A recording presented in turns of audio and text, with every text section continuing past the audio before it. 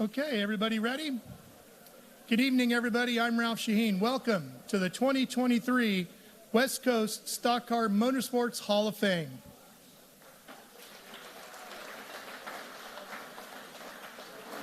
We've got a beautiful evening outside, a fantastic facility, and some amazing names to induct into our Hall of Fame. So let's just go ahead and get started with it. What do you say? Please welcome to the stage our first presenter of the night, the chairman of the West Coast Stock Car Motorsports Hall of Fame, Mr. Ken Clapp.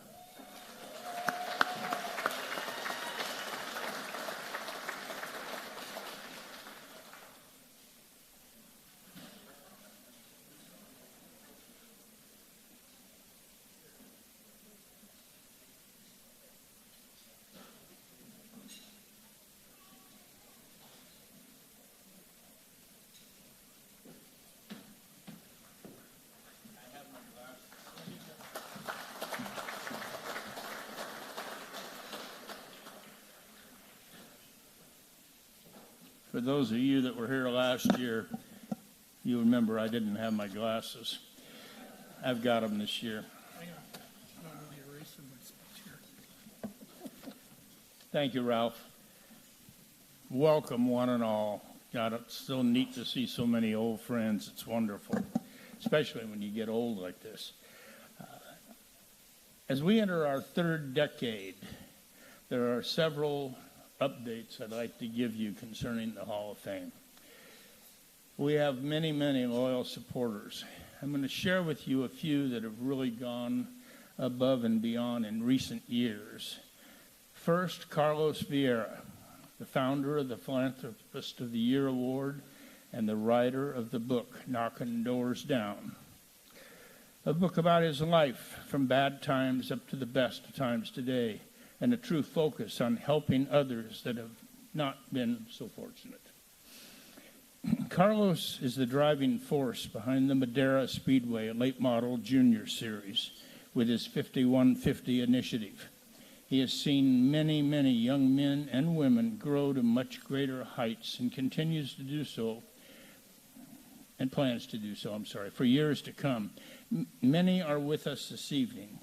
And at this time, I would appreciate all of the juniors from Madera currently, plus the graduates over the years, to just stand for a second so you can be acknowledged. Please stand.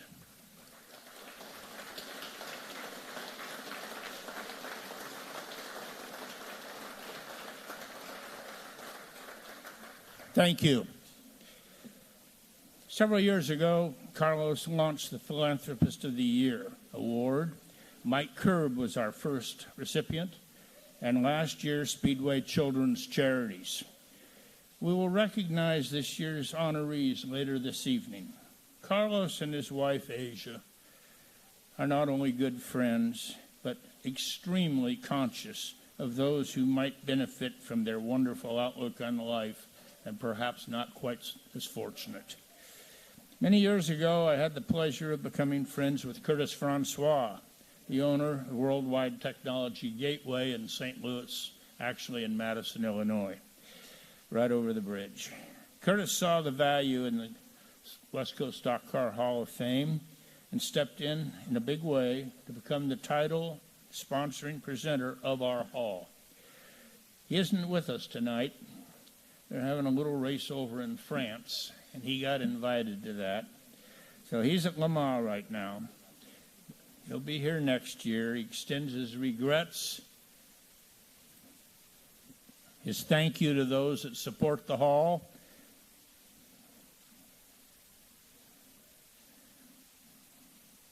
Sorry he couldn't be here. Incidentally, for those of you that were not at St. Louis last week, I'm very partial to St. Louis. I'm on their board, and he's a close friend, and I like to see him do well, just like I do Jill and the folks here at the place that I kind of grew up. But anyway, beautiful facility, great races, fabulous crowd. I'm sitting with an old and dear friend tonight, Richard Childress. I think he's on a bit of a roll. He's looking pretty good.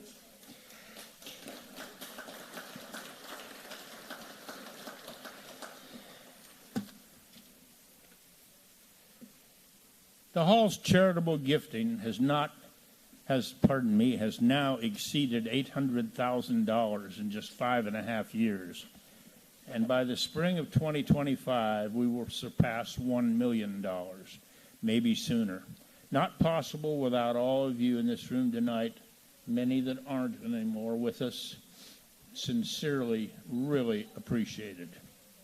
In a couple of minutes, I'm going to ask Kelly Souza to come to the stage and share with you a new support partnership the Hall is entering with the best interest of animals, and especially kittens and pups.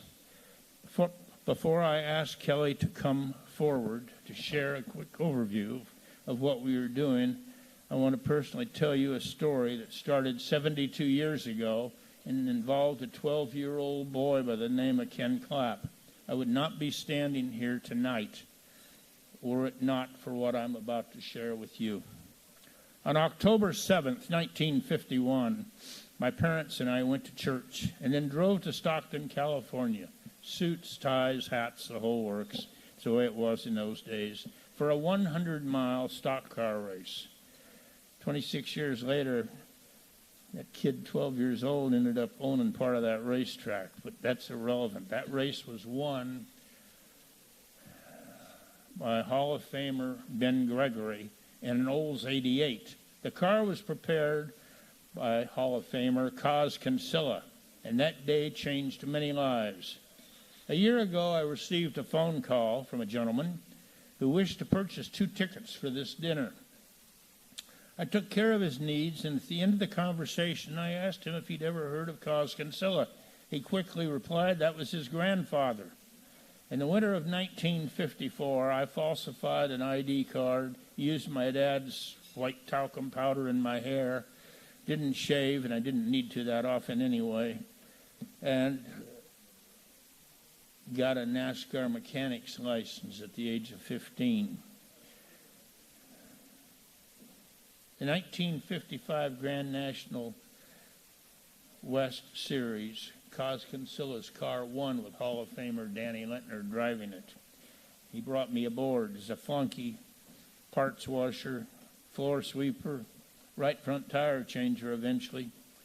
But we won the NASCAR Grand National Western Championship that year. Kaz passed away 44 years ago, and when he was inducted into this Hall of Fame, very first year, there was nobody to receive his award. Out of love and admiration, and I wanted to, I received for him. At this time, I want Ron Kinsella and his son Vito to come up forward right now to receive properly the award that recognizes his grandfather and great-grandfather. Just a fun footnote. His family and I have become friends, and Vito, I believe, will become a superstar in years to come. Of course, he is currently part of the Madera Speedway Junior Late Model Series. He's won 75% of all the races he's in this year so far. The kid's good. That's all I can say. He's really good. Just think about this for a minute.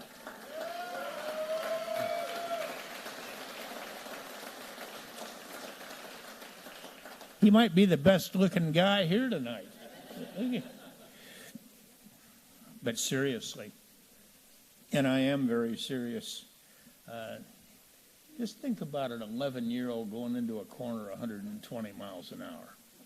I don't think any of guys like me and Childress and a few other old-timers, I don't think we ever did that at 11 years old. Anyway, at this time, I want to present to the Kinsellas an award that should have gone to grandfather and great-grandfather many, many, many years ago.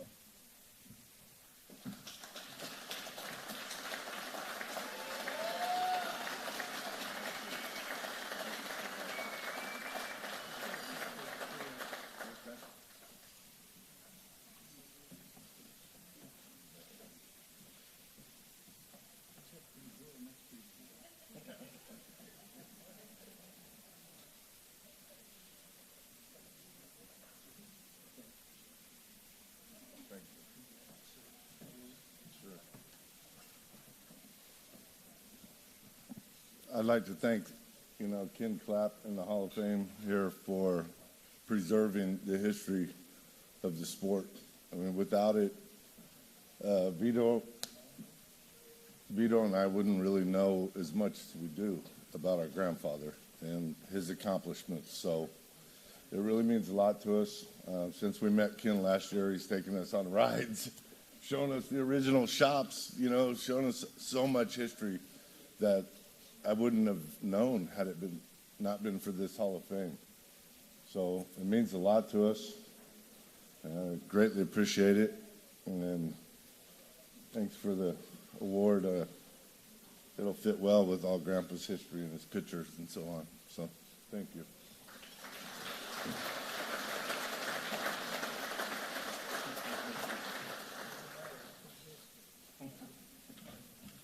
At this time, I'd like to call Kelly Souza. She's going to give you a few quick overviews. She's nervous, so rock and roll with her. I told her I was going to introduce her as a former Miss California, famous movie actress and vocalist, and I don't think that helped one bit. I think she's still nervous. Kelly, thank you.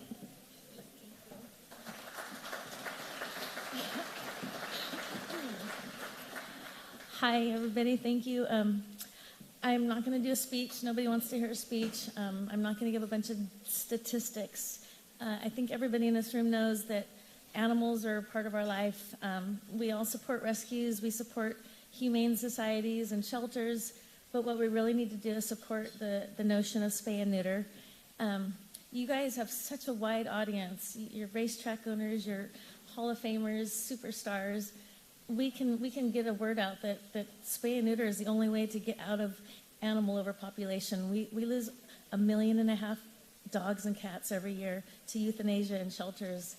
There's so much suffering. The vets that are putting these people down, the rescues that are just drowning.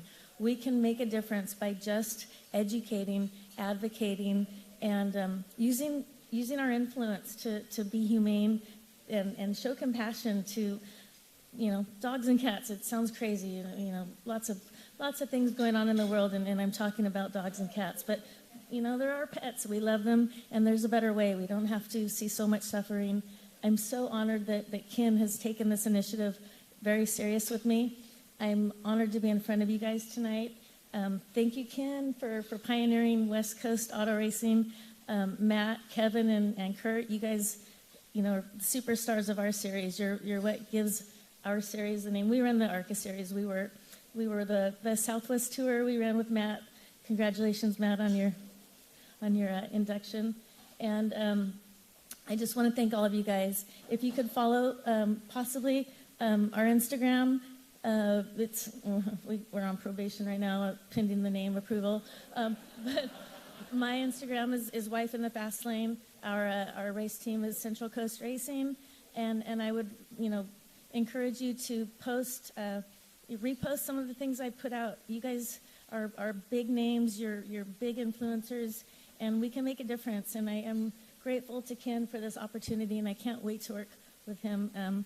Spay and neuter education, sane, because thinking that we can adopt or shelter or rescue our way out of animal overpopulation is insane. And spay and neuter makes you cuter. So anyway, thanks you guys. I appreciate it.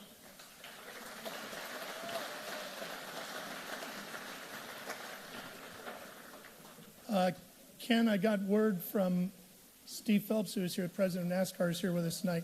He'd like to see you at the NASCAR trailer this weekend to talk about that mechanic's license from a few years back.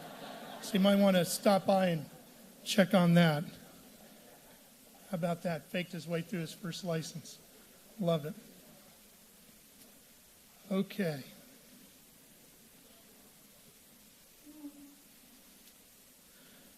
Next up, please welcome to the stage the Director of Marketing for 5150. Please welcome Mr. Jason Van Dusen.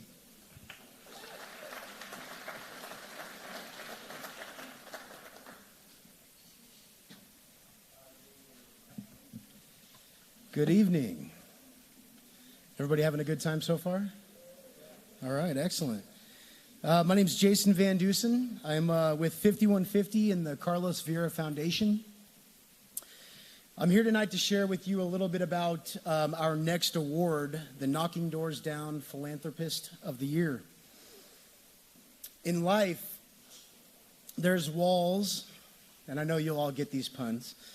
There's walls, there's speed bumps, there's hurdles, there's obstacles we face. We either let them stop us, slow us down, or we find a way to overcome them.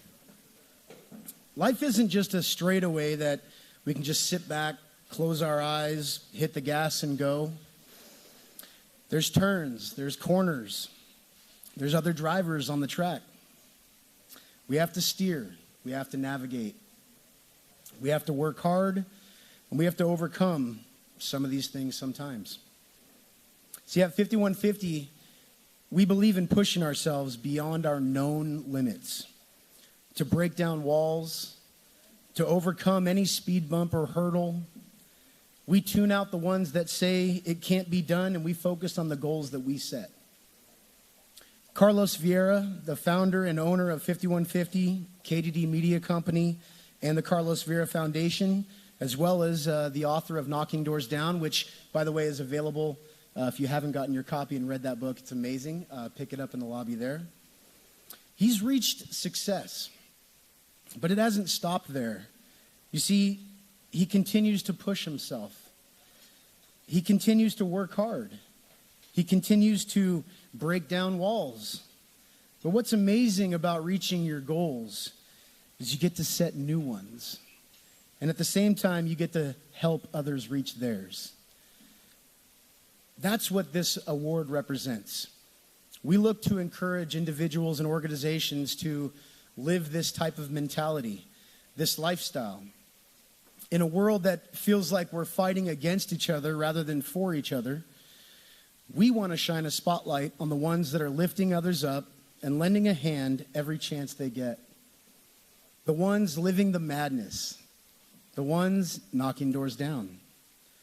At this time, I'd like to list off the nominees for the 2023 Knocking Doors Down Philanthropist of the Year, presented by 5150.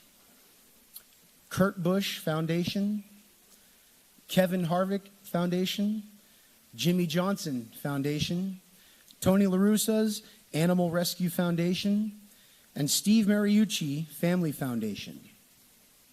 This year, we have decided to recognize 2 recipients of this award. So please welcome to the stage and give a big round of applause for Kurt Busch and Kevin Harvick.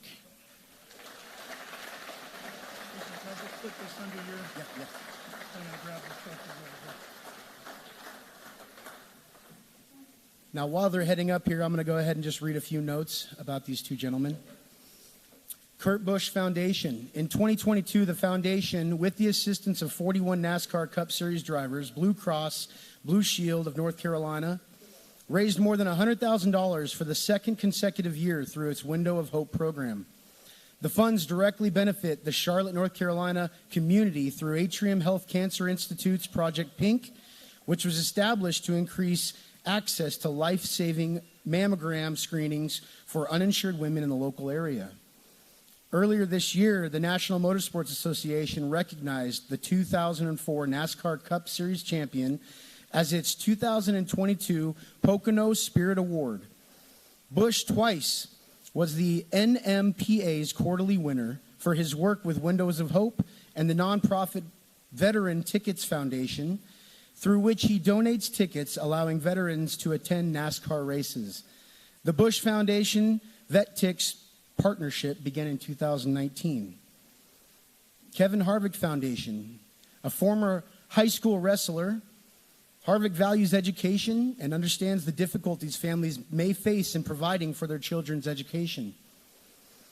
The Harvick Foundation Athletic Scholarship is an ongoing, full-ride, need-based scholarship in partnership with the University of North Carolina, Chapel Hill, and California State University, Bakersfield. Harvick also supports Bakersfield's California's North High School Athletics, raising funds to rebuild its wrestling facilities, and in 2013, donate sets of new golf clubs, golf bags, putters, and team apparel for the school's golf team.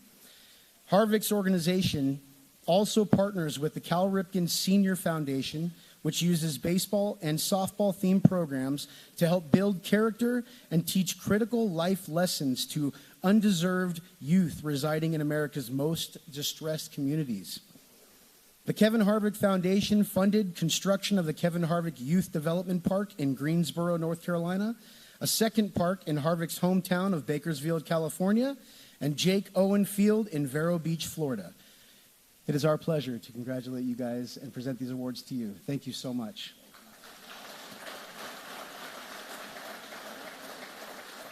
Can we get a picture with you guys?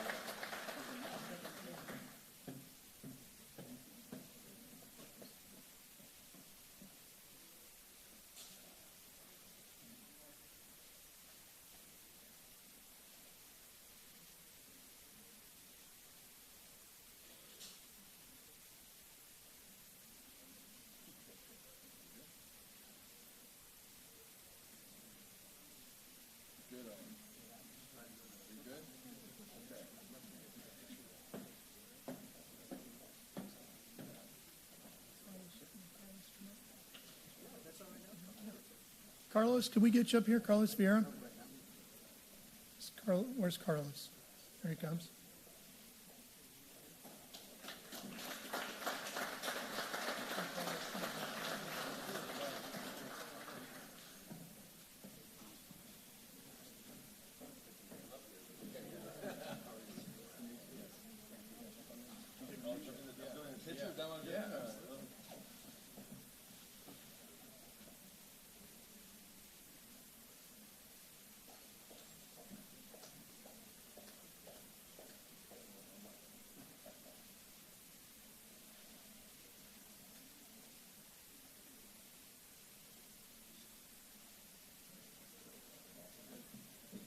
This trophy's heavy. Oh, and we got to get you your flip phone back. But I want to tell you how ironic all this is today, because as we came here today, I got this text. And we take a lot of pride in our foundation and the things that we do for kids, whether it's wrestling programs, we have golf programs, we renovate baseball fields and football fields, and it's just, you know, people think that there's a lot of things that happen, but I got a note from the shop teacher. I never thought in a million worlds that the shop program would actually come back to school. So Gear Wrench gave us a $25,000 tool donation this year, and I went to the school and spoke to the kids, and the shop teacher sent us a text before we came today and said they had gone from what was normally 60 students. After our visit, they have 380 students signed up. Yeah. So my point is, with the foundation, you know, it doesn't take a lot of big-time donations. Sometimes the kids just need a little bit of guidance. They need somebody to come help be their counselor. They need somebody to, you know, go to the police athletic league and have great officers show up and show them how to play basketball or be a good human. So sometimes it's not very hard to help the kids, and we do a lot of great programs with our kids, but we have a lot of great people that help mentor these kids and give them an opportunity that they may not otherwise have. So thank you for recognizing the foundation. We have a lot of people that do a great work, and it's a lot of people in the room like are sitting here tonight that just, we connect the dots, right? We have a great network of people. We connect the dots when somebody asks that we need a little bit of help. It's this community that is always in support of everything that not only I do, he does, everybody in the NASCAR community that has a foundation. It's well supported because of people like you, so thanks.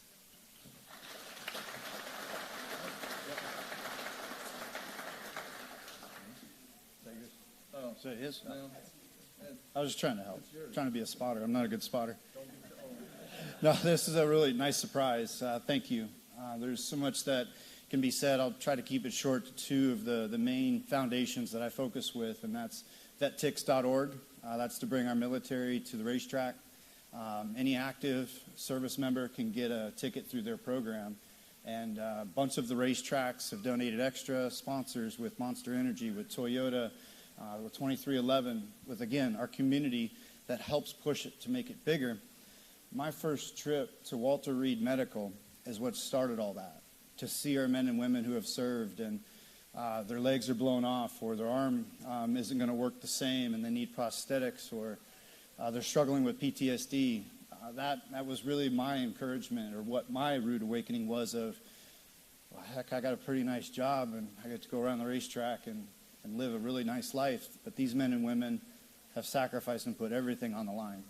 And so I encourage them to get healthier and to get to the racetrack and to go through loud noises, to go through these big experiences, and to try to reintegrate back to normal operations, normal life. And so it's my way of just saying thank you to our military community. And then with Window of Hope, I've had so many ladies reach out to help with this program. We all get to run a pink window net at the Roval race in Charlotte. Marcus Smith and the group at Charlotte Motor Speedway have helped coordinate that along with all the race teams. And so every driver has a pink window net in the Cup Series, and it's starting to grab traction to where we're getting notice of different sprint cars or different open wheel guys, different cars in Europe have these pink window nets during the month of October. And so that's a big drive still to help continue to push awareness around breast cancer and to provide services and scanning for the ladies to get them through their tough times, because all of their stories are very unique and different, just like our military guys. So that's where I'm moving. So thank you. This is really a nice surprise.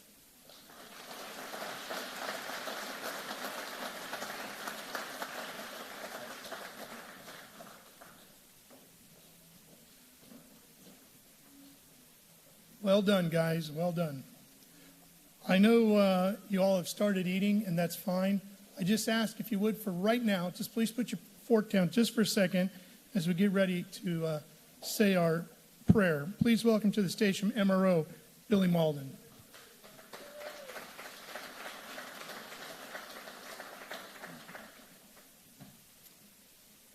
Before I pray, I'd like to just take a moment and mention and remember two amazing women, as well as remember their families at this time.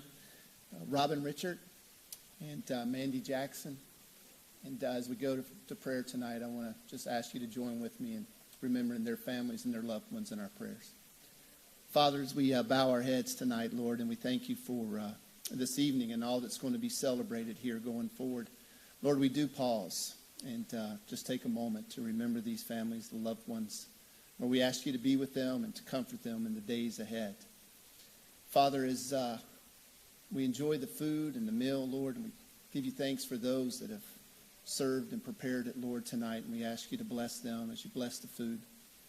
Father, as we celebrate all the great accomplishments, Father, I pray that as we remember and commemorate, Lord, that they would be moments that would challenge us all and encourage us all to dream big and to know that some of our wildest imaginations are possible.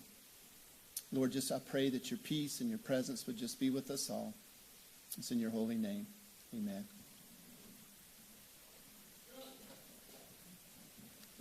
Thank you, Billy. Go ahead, everybody. Please continue and enjoy your meal. How's the meal so far? Everything good? They do a wonderful job here, don't they?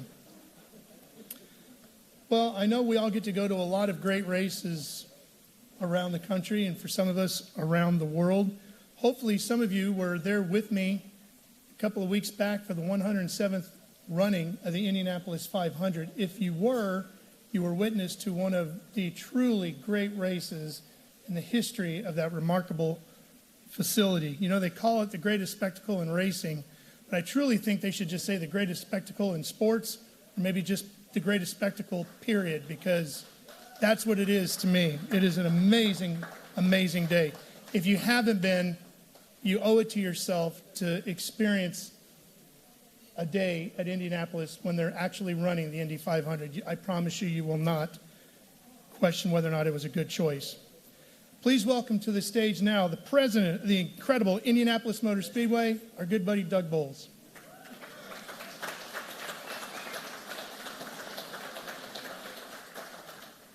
Thank you, Ralph. Hello, everybody. Thank you for the beautiful weather. It seems like the weather we had at Indianapolis for the Indy 500 has followed me out here, so I may hang out here with Jill and you guys for the weekend because it is definitely beautiful out here.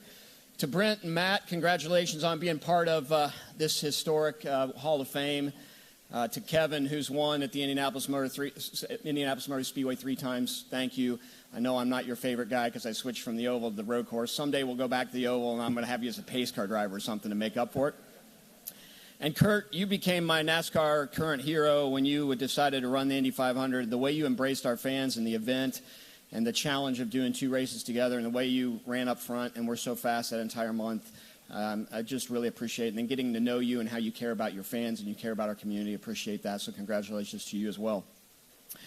So about 25 years ago, as a young kid who was getting ready for his 17th Indianapolis 500, he was working for the mayor of Indianapolis, and he'd been following this race car driver by the name of Lyn St. James, who was a Ford driver and who was unbelievable in sports cars, who decided she wanted to run the Indianapolis 500. Well, this young 25-year-old decided he really liked Lyn St. James, and Lyn will attest to this. I spent most of the month of May outside her pit box taking pictures, and a few years ago, I was going through a file, and I found photo after photo. It was creepy how much I was taking photos of Lyn St. James. Visor on, visor up, helmet on, smiling, mad. It was a whole 9 yards. And what I was witnessing there was history. It had been since 1980 since a female, the first one, had competed at the Indianapolis 500 in Janet Guthrie. And Lyn, who had been trying since the first test in an IndyCar in 1988, had finally gotten an opportunity to run the Indy 500 in 1992. And having gotten an opportunity to know her over the last few years and how she cares about her community, if you rewind to the beginning of Lyn St. James' love affair with the automobile and racing, a lot of what is her life now was already being predestined early on. She learned to drive from her mother teaching her. It wasn't her dad. She had a female teach her how to drive. She was a drag race winner in a GTO at a drag race course in Ohio. But it wasn't until she went to Daytona, when she saw sports cars, that her real love for racing came about. Her connection to Ford began not when she got a sponsorship from Ford, but when she decided she didn't want to rent a car to do her driver's license in SCCA to become a race car driver. She went to the local Ford dealer and bought a Pinto without air conditioning because she wanted all the horsepower and less weight, and that was her first race car that she had. Little did she know that in 1978, just after Janet Guthrie is qualified for the Indy 500, she begins to make inroads at Ford. Ford was making a big effort to find a way to connect with women. They realized the buying power of women. And right there, Lyn, who is making sponsorship proposal after sponsorship proposal, realizes that Ford might be a great place to do that. And as she continues to race, she has a decade-plus long relationship with Ford that ultimately leads to her getting to the Indianapolis Motor Speedway and running the Indy 500. But you look at her career now, she's an unbelievable race car driver. But a lot of the things that started early in her career are what she's best known for right now, how she cares about women. Her women in the Winner's Circle Foundation now, her women in motorsports in North America. She is focused not just on race car drivers, but how to get women in our sport. She's used the platform that she's been given, that platform of victories in the 12 Hours of Sebring, 7 Indianapolis 500s, including an outside second row start, Rookie of the Year in 1992. She is amazing. And if you talk to her, she will tell you, I found myself when I found motorsports. And how many of us in this room can say that? So many of us, when we found motorsports in our groove, that is really who she was. And that is really what defines Lyn St. James. I think we have a little video that we're going to play. Is that correct? Maybe not. Lyn St. James, the second woman in history to start an Indy 500. I love cars, I love racing. What's so fantastic about racing is it challenges you all the time, and you never can give up on it, and if you don't, it pays you back. When I think about being 17 years old out there in turn 1 on the outside watching in 1966, it was such a dream and such a fantasy at that point, and yet I pursued that. First it was the dream, and now it was the goal, and now I'm absolutely living it.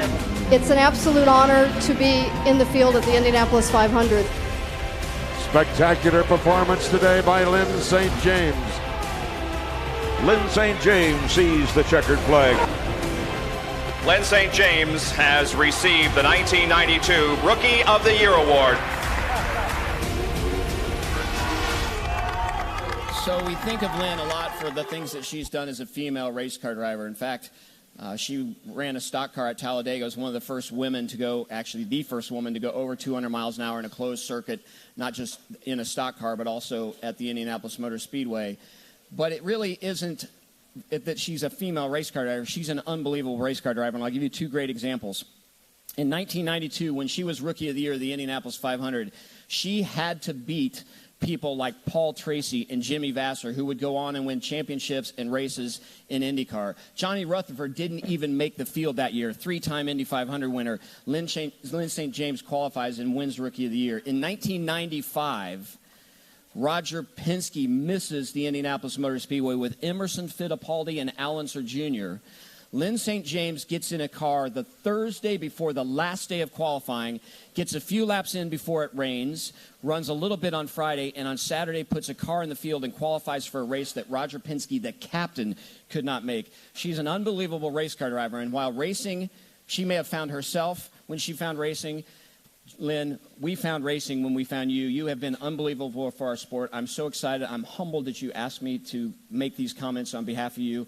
It was creepy how I followed you around. I do love you, and you have been so great to get to know as a friend. Thank you so much. Ladies and gentlemen, the one and the only Lyn St. James.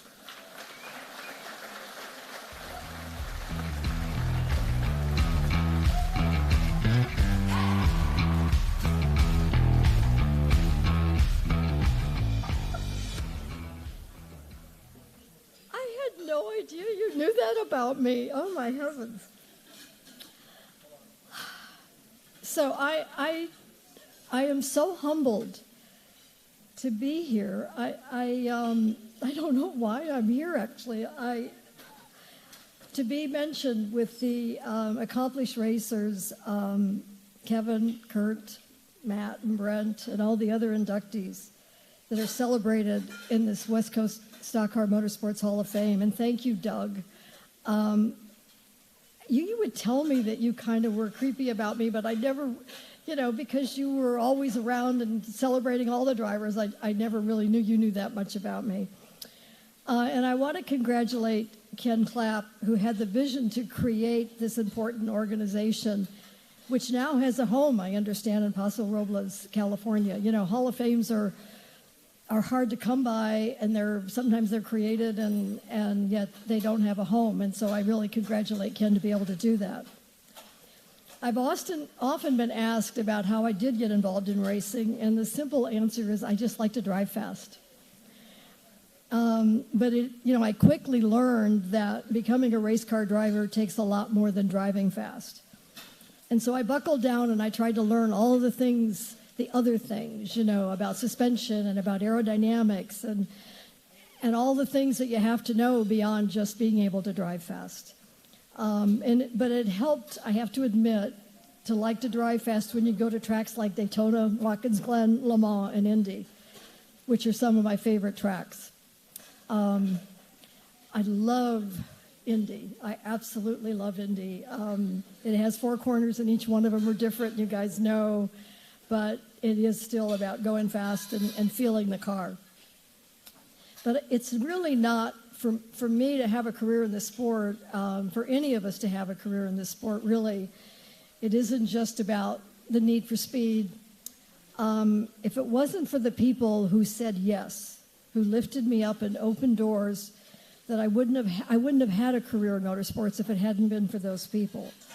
I've heard a lot of no's, more no's than yeses. And I learned a lot from those no's, but I do want to thank some people that helped get me in this sport and helped get me where I am. And my mother first, because it's because of her and her limitations, because she had polio, so she was determined to raise me as an educated, self-sufficient, independent young woman with no limits. And she did teach me how to drive and taught me that the gas pedal will get you out of more trouble than the brakes. She did a pretty good job. My first husband, John Caruso, who saw my passion for racing and encouraged me to pursue it and taught me so many business and life lessons. Leo Mell. Most of you remember Leo Mell, who fortunately is still with us. For those Goodyear tires, and often being that voice in the room, offsetting the naysayers. we all are in situations where that voice in the room when we aren't there and the naysayers are like, no, not going to happen. And there's somebody that'll speak up and say yes. And Leo was that for me, I know. And there were executives at Ford Motor Company, and you might recognize a few of the names, even though they're mostly from the older times. But Walter Hayes, Red Poling, Don Peterson, David Scott, and Rod Campbell, who saw my talent and ability to help Ford achieve their goals, and who were that voice in the room to keep my annual contracts over a 15-year period. And because of that support, I was able to develop the racecraft, set records, and win races.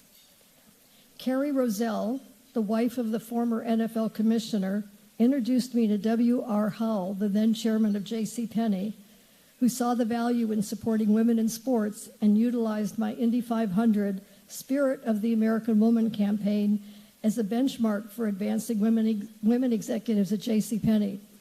And it didn't hurt to have Spirit of the American Woman on the side of my race car, because I figured they won't put a guy in the car if I don't qualify. Doctors Dan Marisi and Jacques Dallaire, who helped get my mind and body prepared to be my championship best.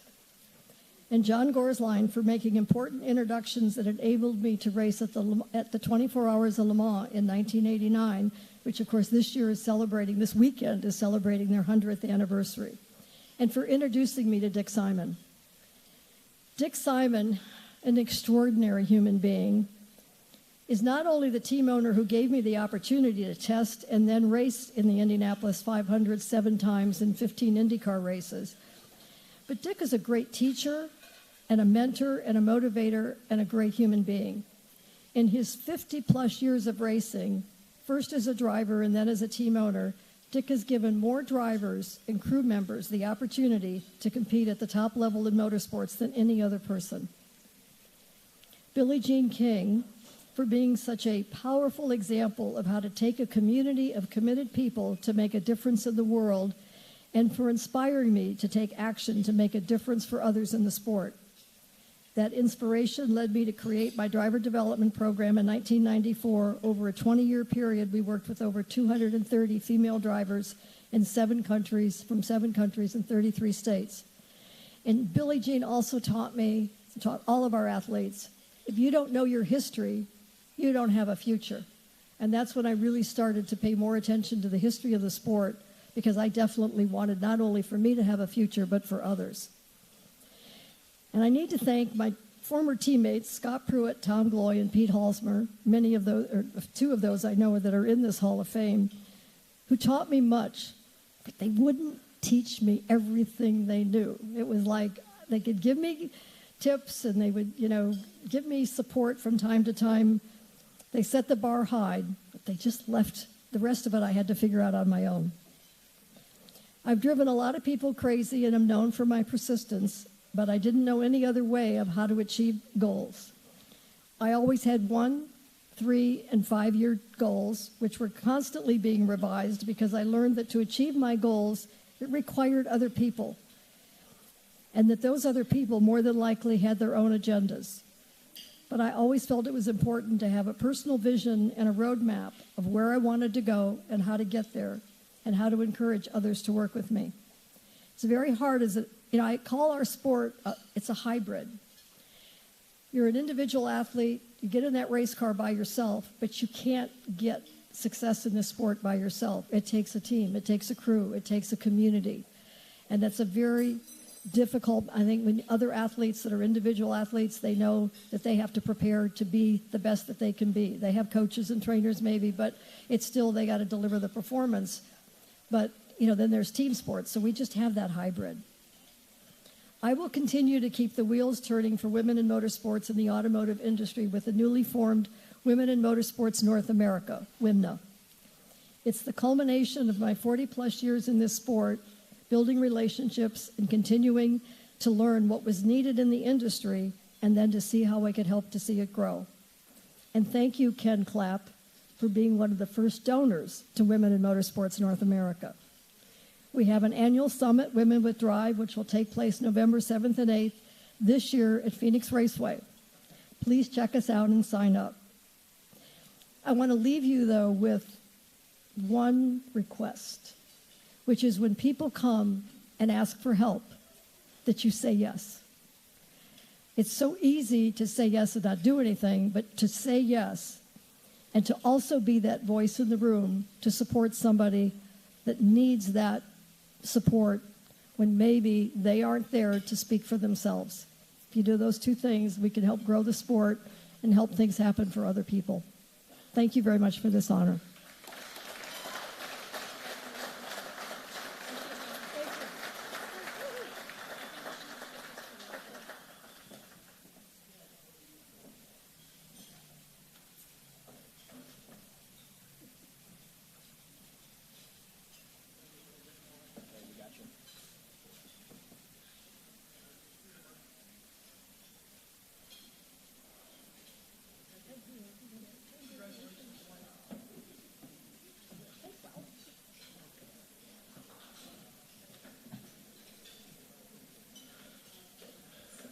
When I was 5 years old, my folks took me to my first race. It was at the old Sacramento Fairgrounds Mile. It was a dirt champ car race, which now you would know as USAC Silver Crown machines. But back then, it was Mario and AJ and the Unser brothers and Johnny Rutherford all in the field. And when it was over, I remember my dad walking me across the track, my feet sticking to the mud, and coming around the corner, there sat Mario's bright orange STP number 2. I was done. I was hooked on racing, and Mario was my guy going forward. And I'm sure all of us have had moments like that as we grew up into the racing world. For me, that day never would have happened if it wasn't for the man that promoted it, the legend, the late great promoter, J.C. Agajanian. Our next presenter tonight is a member of that legendary family. Please welcome to the stage J.C. Agajanian Jr.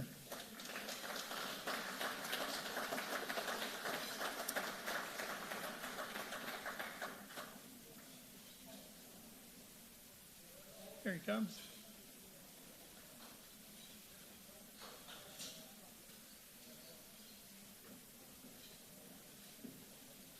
See you, buddy.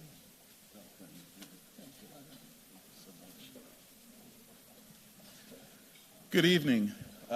I'm as thrilled to be here as Bob Basile is, and he'll be accepting on behalf of his father, Don Basile, who worked at Ascot and for Agajanian Enterprises for years. But I have to tell you, this is a tremendous, a marvelous facility. When I walked in and took a look at that track, the most exciting corner on the whole racetrack is right here for you. My mouth fell open. Great job, everybody that was involved with this, and we're proud to be here.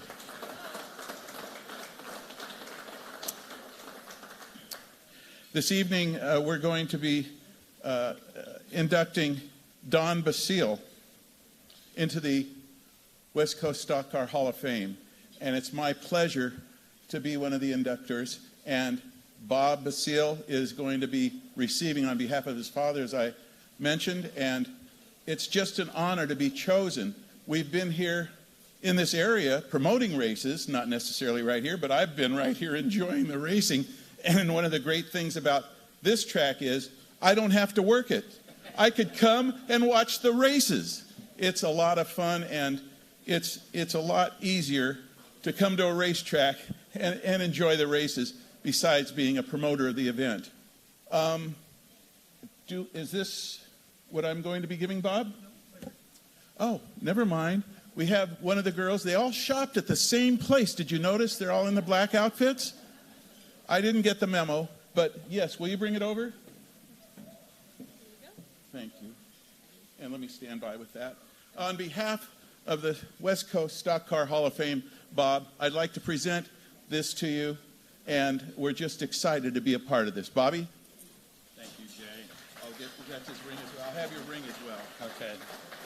Thank you. I just had to bring a piece of my dad with me, and this is the last helmet he wore, 1955, driving a stock car over at Pomona Fairgrounds. Boy, I'm going to made some notes here. Try to keep it short, because there's a lot of great racers out there need to come up here as well.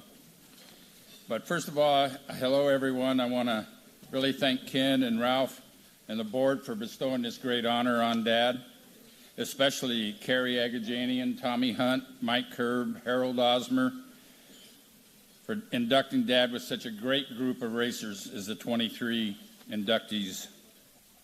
Dominic Earl Basile, or Don as everybody knew him, one of the old racing papers called him the tenacious doer. Everyone that knew him back in the day knew two things about Dad. He was one-of-a-kind person, and he loved all forms of racing. Dad had a 45-year career in motorsports, and I'm very proud to have been a small part of it. While Dad is in 4 other halls of fame, this one is really special because stock cars is what he did.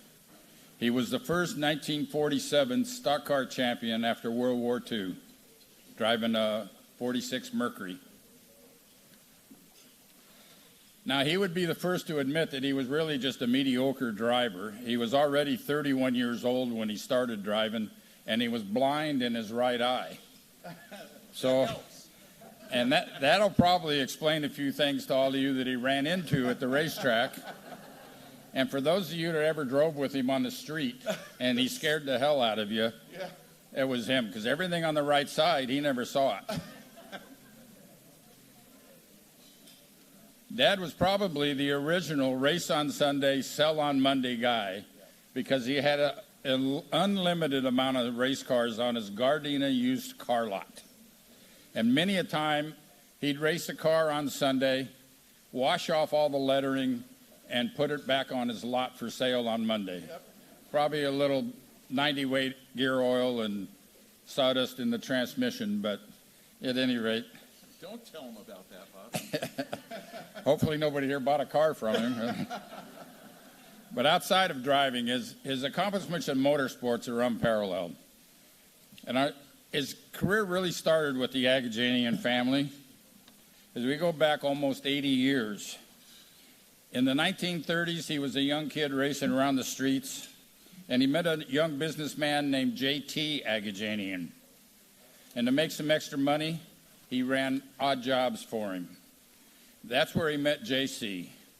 And then at one Thanksgiving around 1940, J.C. took Dad to a Gilmore midget race. He was hooked, got bit by the racing bug, and the rest of his life was dedicated to racing. Dad had 2 mentors in racing. One was Emmett Malloy, who taught him how to prepare a dirt racetrack, how to tell if dirt would hold water or make a good racetrack, and Dad became one of the best in the country at doing that. Everything else he learned, he was taught by J.C. Agajanian. Bob Estes and Dad and J.C. formed the first West Coast Stock Car Racing Association in 1947.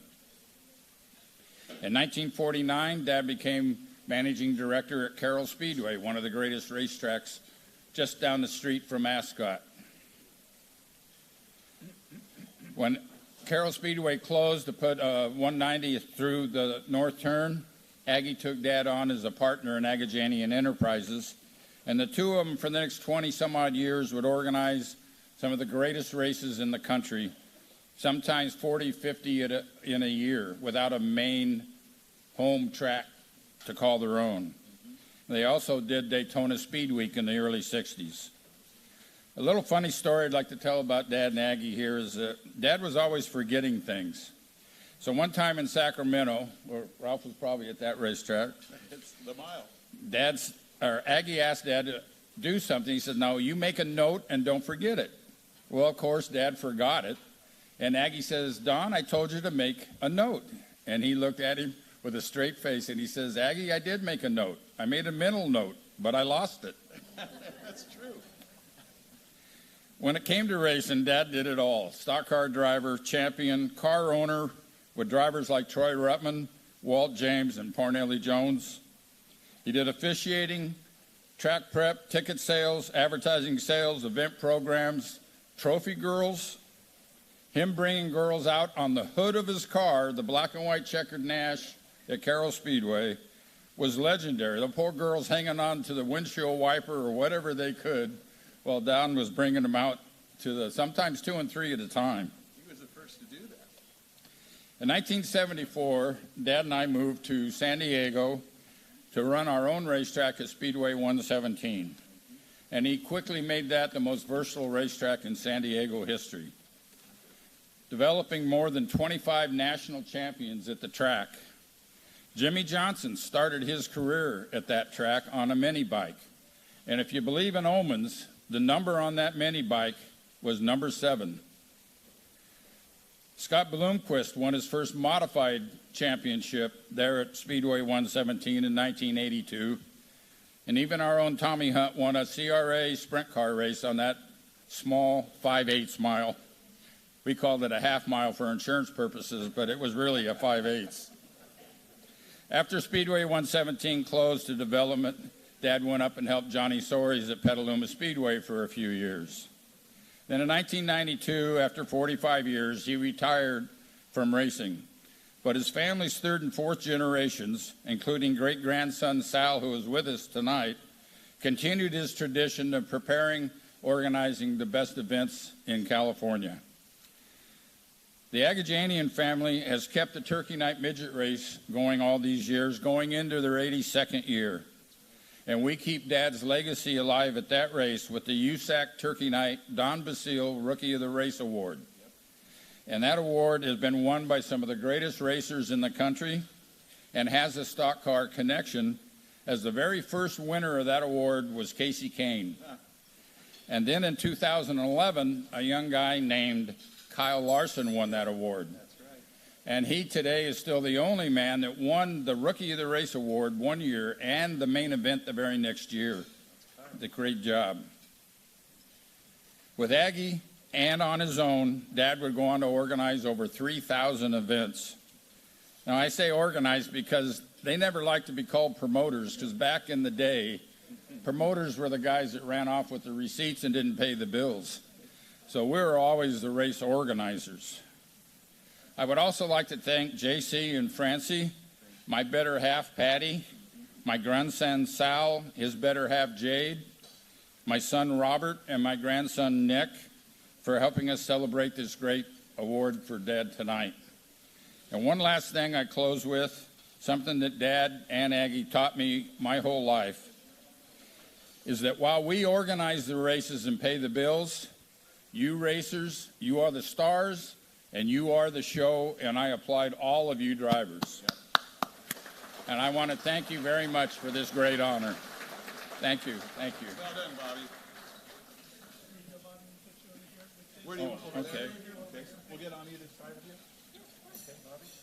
Thank you. Bobby, this is your ring here, too. So wait a minute. Let me put this down. I don't want this in. There we go. Okay. I'll hold your ring. All right. Thank you, Jay. Okay. Good? Did you get a shot for my wife? Yeah. Oh, you already did? Okay, thank you. Thank you. Thank you, everybody. Thank you, dear. All right, Bobby. Again, thank everybody. I got you. You got it? I think I've been down. Thanks, Ralph. Thank you very much. Thanks for bringing the helmet. Good job.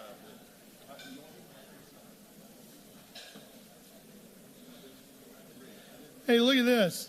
I got a little dirt on my notepad for where Bobby put the helmet down.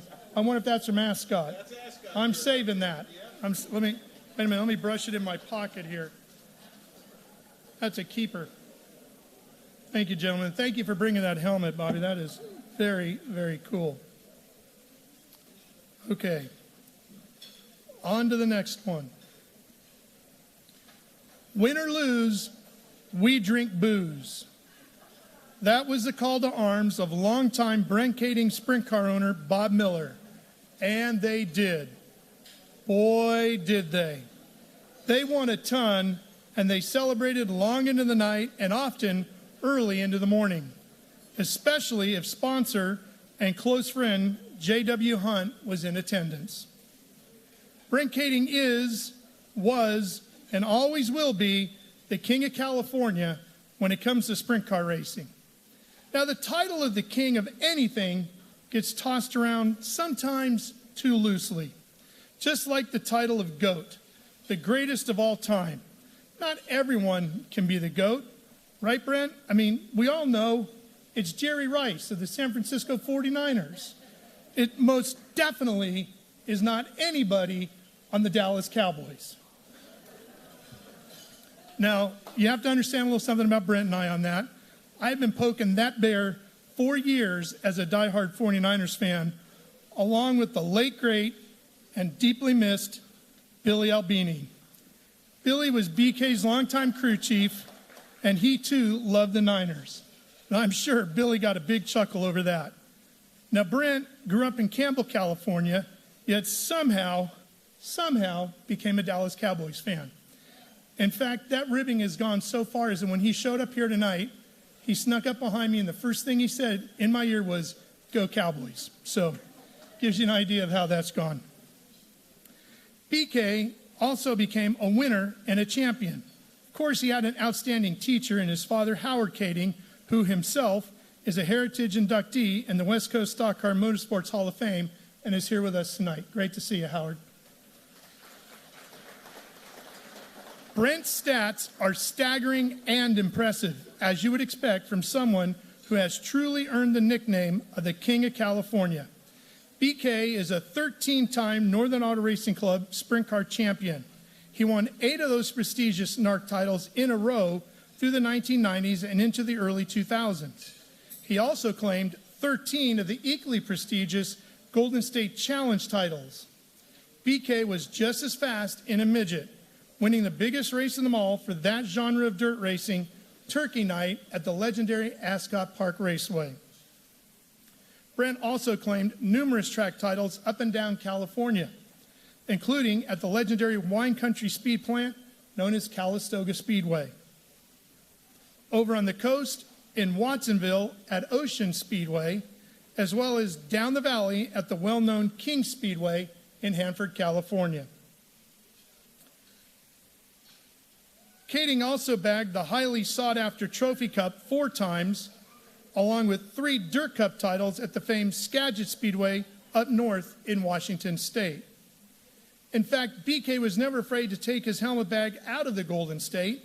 California's #1 sprint car racer, found victory lane throughout the West and the Midwest. And as many of the top sprint car midget racers do in the winter, BK was known to pack his passport along with his helmet bag and head down under, racing and winning in Australia and New Zealand. Brent was more than capable of defending his turf as well, topping the traveling circus known as the World of Outlaws on 9 occasions when they tried to invade here in the Golden State. A true wheelman, it didn't matter if BK's 410 sprint car came with a wing or without. He was a winner in both. On one particular weekend, legendary racer Ron Schumann had won the opening night at historic Baylands Raceway in a non-wing doubleheader, after which the Flying Shoe declared there wasn't a sprint car racer in California who could run with him. Well, BK had won that same night down the valley in Santa Maria in his wing car. Once he heard Schumann's bold proclamation, what was the King of California to do? The crew quickly towed back to the shop, knocked the mud off their race car, and removed the massive top wing. Sunday morning, they headed over to Fremont, California, and the high-speed Baylands Raceway. When the checkers fell, it was BK, not Schumann, on the top step of the podium for the second half of that non-wing doubleheader. Like any good racer, Brent has great seat-of-the-pants feel. His son Bud told me the story of one night up at Silver Dollar Speedway in Chico, California, when BK came back in from qualifying and walked over to his son's car. Now, you got to understand, Chico is a small little racetrack, and you are busy and focused the entire time you're putting a lap in around that place, especially in a 410 sprint car. So Brent comes back in from qualifying, walks over to his son's car, and he told Bud that while he was out qualifying, he was thinking of Bud's car and thought of some adjustments Bud should make to his race car. When he walked away, Bud quickly turned to his crew chief and said, "You know, when I'm qualifying, I can't think of what I want to do to my own car, let alone what I want to do to somebody else's." Now, competing in the groundbreaking Slick 50 Sprint Car World Series at Manzanita Speedway in Phoenix, Arizona, live on TNN back in 1993 led to national recognition for Brent and eventually a chance meeting in a hotel parking lot with NASCAR's intimidator, the great Dale Earnhardt. Dale took a peek inside the cockpit and asked what the tube was running between Brent's legs. BK informed it was the driveline, to which Earnhardt immediately said, "You guys are nuts." A friendship was born between two great racers who were cut from the same racing cloth, both very intimidating men in size and especially when strapped in behind the wheel of their black liveried race cars. Brent would eventually give stock cars a try, competing in one NASCAR Cup Series event at Phoenix International Raceway, where he finished 29th. He also competed in a NASCAR West Series race, now known as the NASCAR ARCA Menard Series West, right here at Sonoma Raceway. Ask anyone who knows him, and they all say Brent's heart is as big as his right foot, and he always is ready to lend a hand to support his friends. One of those friends is Rico Abreu. Rico told me there is no way his sprint car career would have happened if it wasn't for BK. Brent saw Rico competing in a go-kart event, and he convinced Rico he could race a 410 sprint car if they could get him comfortable inside the cockpit. They worked at it tirelessly until they found the right setup for Rico, who not only races a 410 sprint car, but wins on a regular basis. BK has been just as successful as a businessman with Kaeding Performance. The family business began with Howard and his brother Herb as a wheel widening and repair business for super modifieds in the early 60s. In the 70s, Brent and his brother Joel joined the business, and it became a true speed shop. In the 80s, Brent made it the epicenter of sprint car racing west of the Mississippi, and it still is today. Through it all, Brent has been surrounded and supported by a group of misfits known as the Hogs, who together became the army of workers who kept Brent's cars prepared and ready for another battle, along with a cooler stocked for post-race activities. The Hogs included Matt Britt, Billy Folan, Chris Cajun Good, who's here with us tonight, Tim Hodge, Bruce Homer, Leap and Larry Maxwell, Denny Millard, Rich Paulson, Paul Reno, and Ron Westfall. Brent claimed a total of over 400 sprint car victories in his career, driving for Bob Miller, Al Peterson, and himself. He was inducted into the National Sprint Car Hall of Fame in 2008. There is only one true king of California, and it's BK. Long live the king. Ladies and gentlemen, please welcome to the West Coast Stock Car Motorsports Hall of Fame, my buddy Brent Kaeding.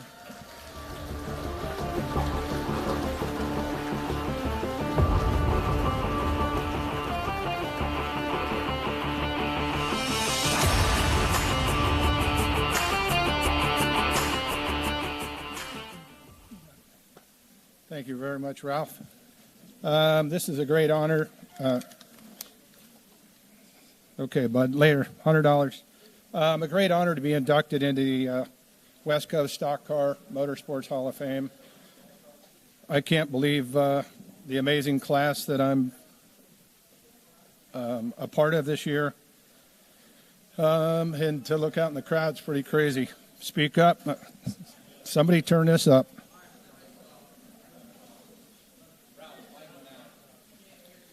All right, thank you very much.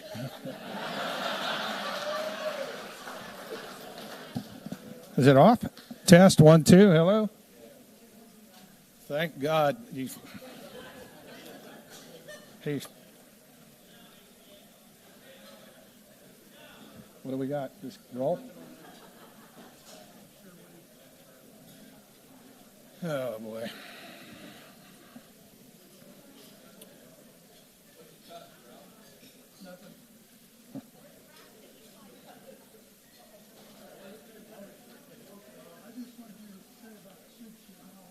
Okay, Dad.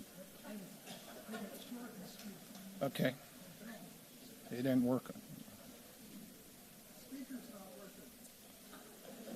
Hello? Hello?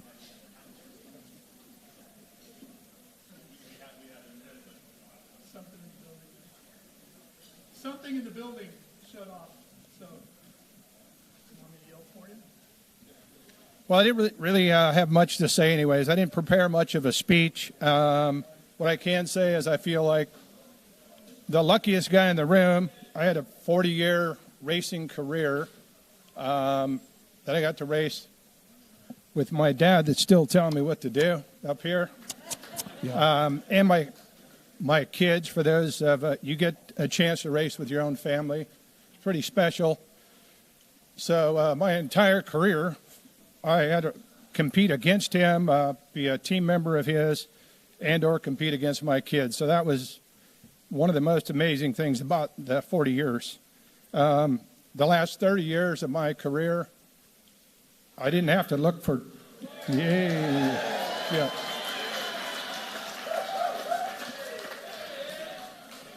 I was hoping that wouldn't come back on. So for the last... No, I'm not starting this over. I don't feel so lucky now. So for the last 30 years of my career, I was very fortunate. I didn't have to go looking for rides. I picked up a few here and there, but as Ralph mentioned, I had two special people that I drove for. Hello. Come on, Ralph, help me. Bob Miller and Al and Jeanette Peterson with the Al's Roofing Supply team. As he mentioned, the Hogs were there no matter what happened. Win or lose, we did drink booze, and we won quite a bit more than we lost. So I was fortunate enough to have the same group of guys go from one team to the other. Apparently, they didn't get any smarter because they followed me from race team to race team. As he mentioned, all the guys, they were pretty amazing back then. It's different than it is today. Back in those days, which wasn't that long ago, the crew did it because they loved to do it. They were passionate about the sport. It wasn't about what they were getting paid. They devoted their time. And the sponsors. I still have sponsors and friends here tonight that have been with me for over 30 years in my career. And I want to thank them, all the wives and girlfriends and ex-wives of the guys. We're not going to thank my ex-wives, but I would like to thank my wife, Jody. We've been together 24 years, and she was very supportive throughout my career. We just became a family. You know, it didn't matter what team. When I quit racing for Bob, because he had retired, he followed our team, and he went with us racing. So we've all stuck together as a family. We're still a family, and because of them is why I had a great career. I could go on all night long if I haven't been able to drink tonight because I've been too nervous about getting up here and bawling in front of everybody. And Ken Clapp, he took me to lunch here a couple months ago, and the boys to let me know about my induction to the Hall of Fame. And I let him know that Richard Childress spoiled it because when we were at the race in L.A. at the Coliseum, Richard let me know. And it's great to see him and Danny here tonight. Anyways, in closing, I'd just like to say I'm going to keep it short because Ken did spend quite a bit of time telling me at our luncheon that keep it short and sweet. You had most of your allotted time was taken up by Jimmy Sills last year when he was up here giving his speech. So thank you again. Congratulations to all the other inductees, and good luck to everybody racing.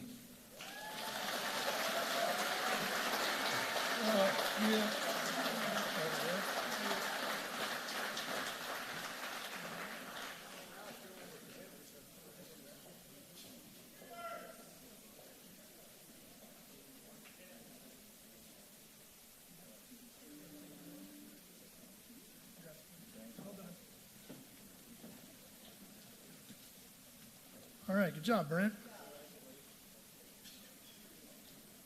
It is emotional. It's a big deal.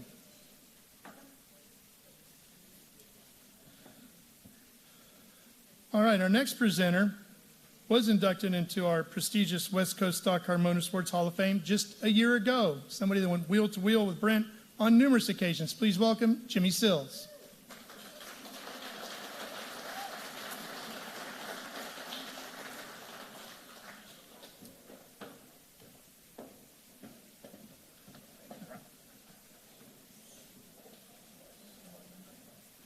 Well, thank you, Stock Car Racing Hall of Fame.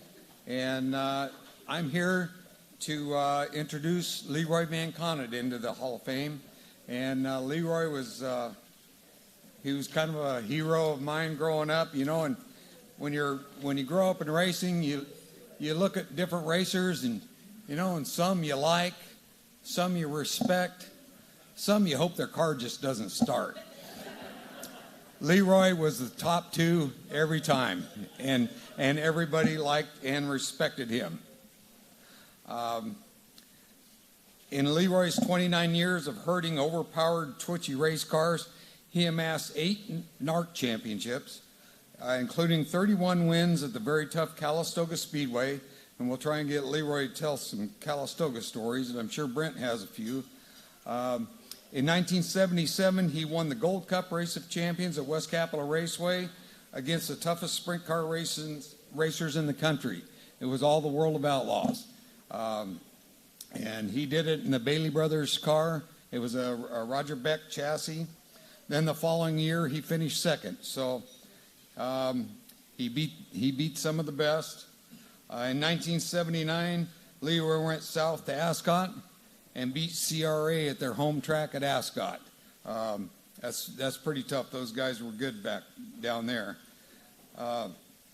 Leroy finished up with 65 feature wins just with NARC. And who knows how many open competition races he won with super modifieds and sprint cars all over Northern California and in the Midwest also. Also keep in mind that those fields were totally inverted, so he was starting in the back because he usually had quick time or in the top 4. He was in the dash every night anyway. Van Connet was also a successful businessman. He had River City Forklift in Sacramento, and I needed a job, so I went to see Leroy and see if I could go to work there. And he says, "Well, yeah, kids, we'll try you out. Have a rookie test." I wanted to work there because Jimmy Boyd, Hall of Fame sprint car driver, and Ron Simmons worked there. He was another great sprint car driver. Matter of fact, my wife was married to Ron back then, and so we all kind of keep together in their family. So I didn't pass my rookie test. Leroy kind of needed somebody with more experience and a toolbox. I carried my toolbox in with one hand. It was kind of the tools I used on my dirt bike. And so I went and had to find another job and another ride. And see, Brent, there's 2 jobs I've had. So I needed a job. I went to Joel McRae, who Leroy has driven for. You know, we kind of passed around car owners in Northern California, you know, like girlfriends back in high school. And so I went to Joel and I got a job. I was a truck driver and a scaffold assembler during the week. And then I was the race car driver on the weekend. Every Monday, Joel's good friend, Daryl Bullard, would come by, and they'd spend Monday morning talking about the races, and all they would talk about was Leroy Van Connet. Leroy did this. Hey, I was at the racetrack too. Sometimes I even finished ahead of Leroy. But he had everybody loved him, and those were great fans and car owners. Joel McRae even took Leroy to Indianapolis and with the IndyCar. Hopefully we'll get him to talk a little bit about that too. Like the board here at the West Coast Hall of Fame, the National Sprint Car Hall of Fame saw Leroy's talents. In 1999, they invited him back there and inducted him into the National Sprint Car Hall of Fame, which was well deserved also.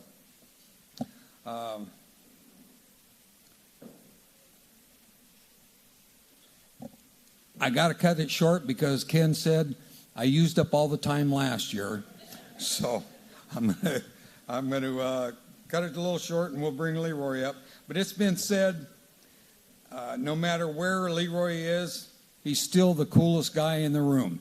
And this is a tough room, believe me. There's a lot of great people here, but I still believe he's the coolest guy in this room.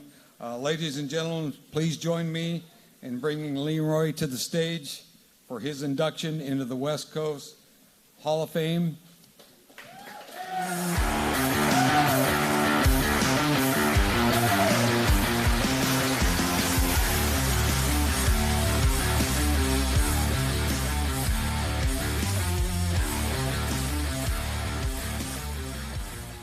All right, Leroy, we're going to have to share the mic here. This is going to be kind of a question and answer. And my first question for Leroy is, you started when you were 20 years old. Now, by today's standard, that's pretty late and you're pretty old to be starting. But you had about 10% of the safety equipment available back then. I have two questions. Were your parents worried? They never come to the races, know what it's about. Okay, then that kind of answers the second question. Were they buying your rides? No, they didn't have no money to buy a ride. All right. Many racers have odd nicknames. I know that very well. How did you get to become the Dragon from Galt? Well, I had a car I built, and it went pretty good. A little 32 three-window coupe, but it was off a piece of junk. But I tried to make it as light as I could. Got pretty successful with it. Then a guy from Lodi worked at a tire recapping place, and he knew who had would furnish the tires, and forgot who it was. It was Bruce's Tires, I believe. Bruce's Tire then, and they said their tires had the bite of a alligator. Yeah. So the guy who painted the alligator on, everybody thought it was the dragon. A dragon. So it's got the name Dragon from Galt. The Dragon from Galt. And we've known Leroy by that name for a long time. You spent 2 years racing with no roll cages back in NARC. How did you help NARC decide that cages might be a good idea? They had them back in 70 or 71, I think it was. They had a meeting NARC did about putting roll cages on the car. And it was a good idea, I thought. The guy come by and told me, said, "What do you got your hands up for?" To put them on. I said, "Well," I says, "What's wrong with that?" He says, "It makes the car, it don't look as good with the cages on there." I said, "Well, get your ass in that seat and take a look out. It looks pretty good." Okay, my next question. How did you stay so good looking wearing open face helmets for so long? I don't know about that. When a while ago, I was going to say something about that helmet that Hager J.J. is showing up here. When I first started, they had helmets that were made out of pressed wood. They called it a Cromwell helmet. Well, before that, I wore a football helmet. I didn't know you can't do that. I bought that Cromwell helmet, and the car I had, it had just a little bit of floorboard in it. And the lady in there was pushing on the trailer, and the helmet rolled out in front of the tire, and the tire ran over it. It looked like you stepped on a boiled egg, and everything stayed together. It was right there. I said, "Man, I don't know about this." So then the next thing I did was get Simpson Bell made a helmet. One a lot better helmet, and I got that. Calistoga back in the day had a few rocks and kind of a spindly wooden fence at one time, and not very good lighting either. It's been much improved by the Tommy Hunt family and Dave Ebrew. I believe you and many others have had some bad experiences there. Can you share a couple of those with us? Yeah, the rocks were pretty big. You had no cage on the car, and So I put a leather welding glove up my arm and taped it on there. That helped out a whole bunch. And then them rocks would come flying back through there and actually bust through the hood and bust the magneto. So then pretty soon things got a little better. You know? Yeah, they've done a lot of improvements there. You also got a chance to drive IndyCar. Tell us how that went and what that experience was like. And I think you made a good friend of Rick Mears over that. Yeah. I was driving for Joe McRae, and he decided he wanted to buy an Indy car. And he didn't talk to me about it too much, but he told me then when he got real serious about it, he would buy a car from Bobby Unser, which Jose Garza owned it, but I don't think he ever ran it. I don't know. It was all in pieces. And the price sounded quite a bit, and I said, you know, you take that kind of money and you could probably buy a brand new car, an engine, and you'd have everything new. But that's all obsolete. He says, no, he says, we get a whole bunch of extra parts and 2 engines. I said, well, they're all obsolete, but I don't know about that. He said, yeah, I'm going to go buy it. And he bought it, and he come to me and asked me if I'd put it together. It was all in pieces. So I worked probably 6 months on that car every night after work. Tried to build some ground effects in it and do everything I could on it, because I figured if I had wasted one night not going, that I'd kick myself in the tail for it, you know, because maybe I didn't work hard enough. So we did work hard on it. We took it there, and it had only 520 horsepower, and it was running 730, and it was a PC7 Penske car. And we went out there and didn't go fast enough to get in the program. And so I'd done everything I could, and I thought I had it as much as I could out of it. And so Jerry Carl come by and talked to me. He says, what are you going to do? Hey, something happened. He tore his car up. He drove from Smoky Uni. He says, would you like me to take it out and see if I can make it go any faster? He took it out and couldn't make it go any faster, did about the same thing. So I didn't feel too bad about it. So then he kept working on it, and he got it 1 mile an hour faster after I think he turned the turbocharger up on it. He shouldn't have done that. That was illegal. And changed the little bill on the back of the car reflects air. So, didn't Rick Mears help you out with a car for the Speedway? Well, I had to. Before that, I had to take a test down there. I went down and took a test in Phoenix.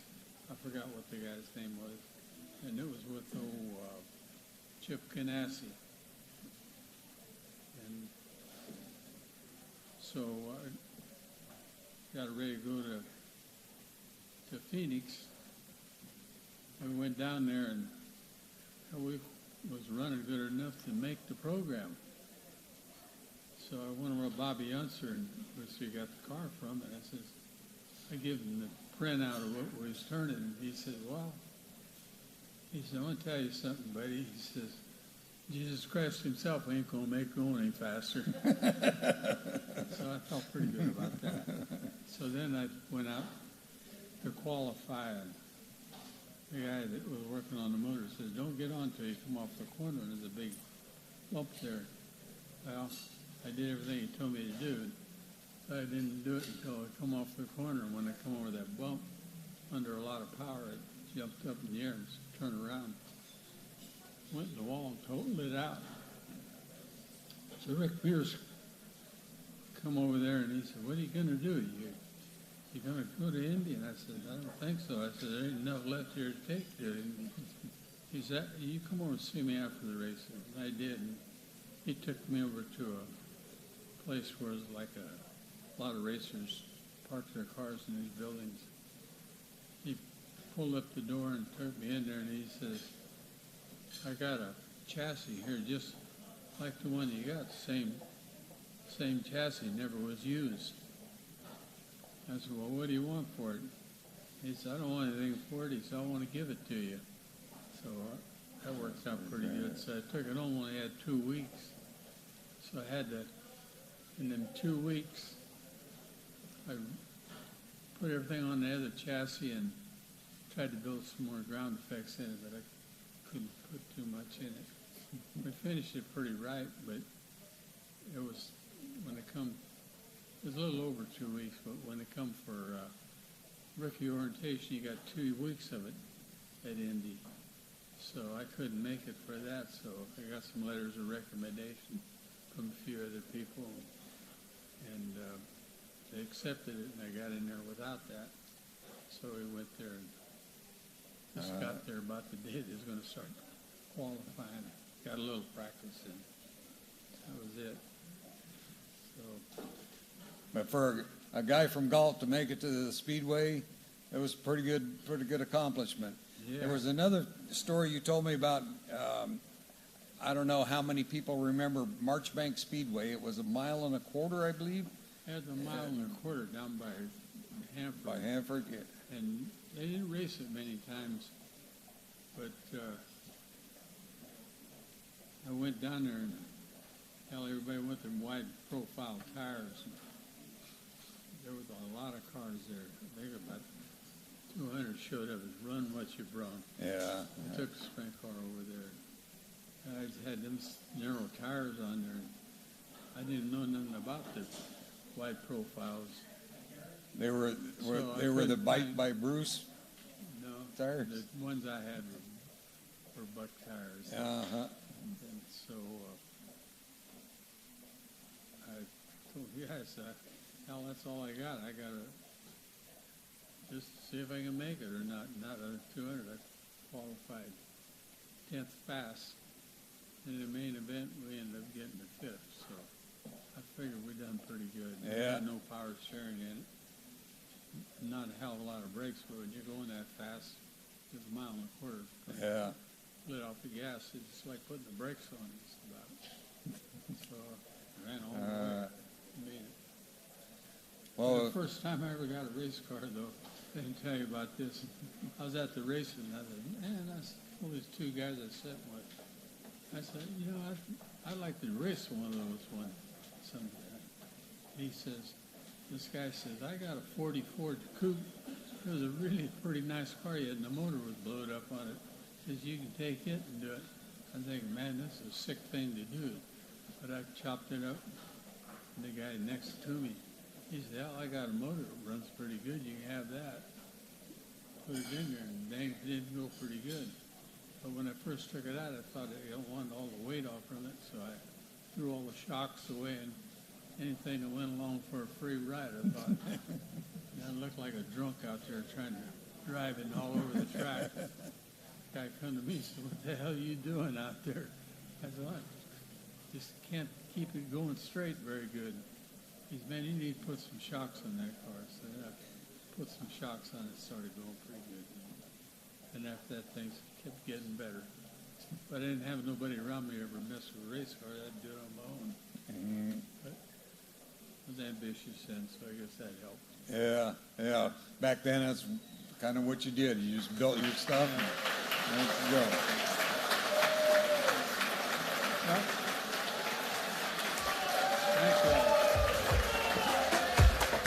Congratulations. I was going to tell her, I said, you told me you said I fired you. And you never said that. Only one day. It wasn't. We just got slow and asked. Yeah.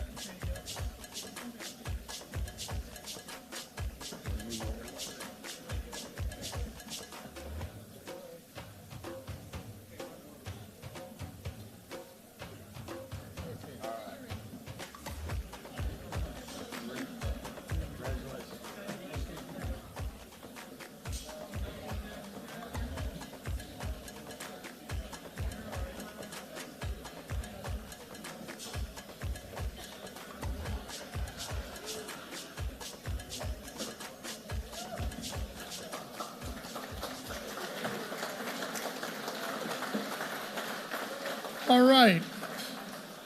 Next, I'd like to welcome to the stage a couple of other Hall of Famers.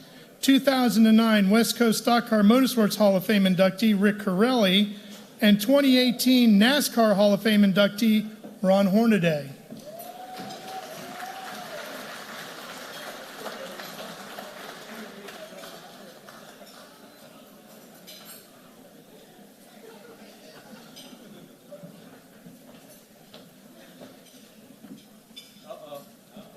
How's this going to look, huh? We're going to keep it clean until Harvick said that we wore that helmet back in the day, that leather helmet. Yeah, leather helmet. And he Just said, so you remember who I am, Kevin, I got my hat on. Yeah. So. And he said, Corelli, when were you inducted? In 1968? And I said, come on, Harvick. But anyway, I guess, we're here for everybody the accolades tonight, and it's been a very interesting night. I'll tell you what, I love to come to these functions.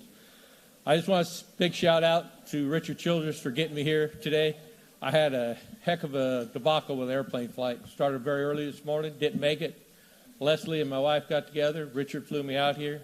I get to enjoy this evening for it. But it's something here telling you. I just want to start out, just let you guys know. I've known Kevin probably for ever since he's, 5, 6, 7 years old. A kid.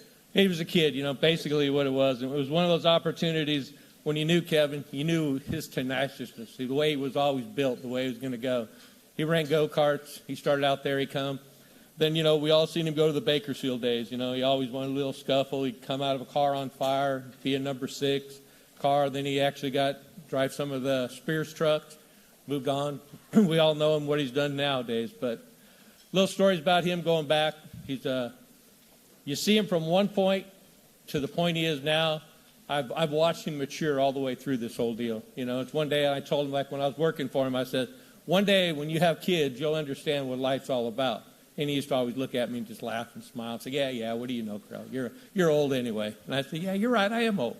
But when you have that child, you're going to realize how life's special and it's not all about us. But to see his career is where it's gone and where it's been, and to see him through the years of how we've, Kathy and myself, snuck him into Riverside Speedway years ago.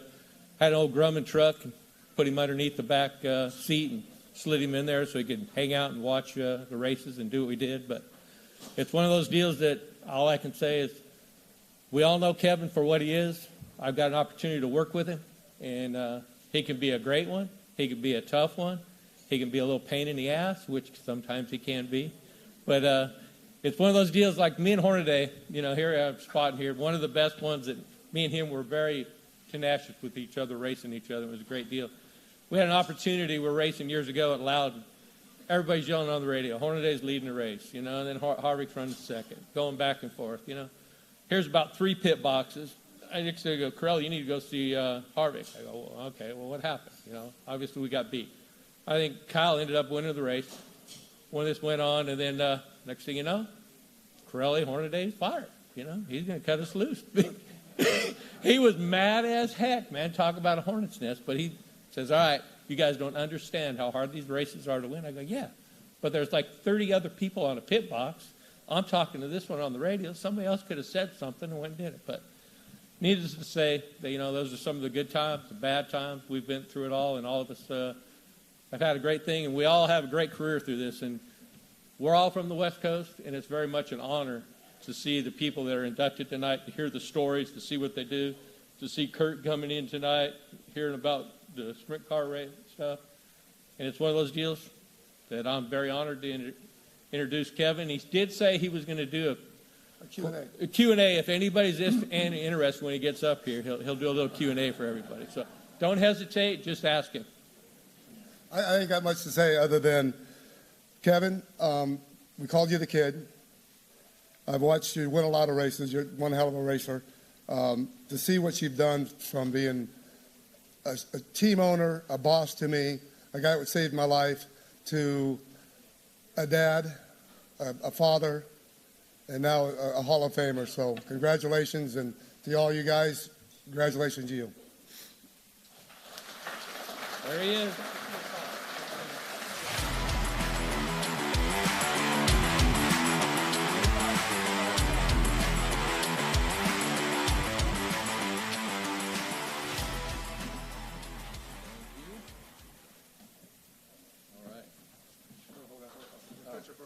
Yeah, okay. We go sit down.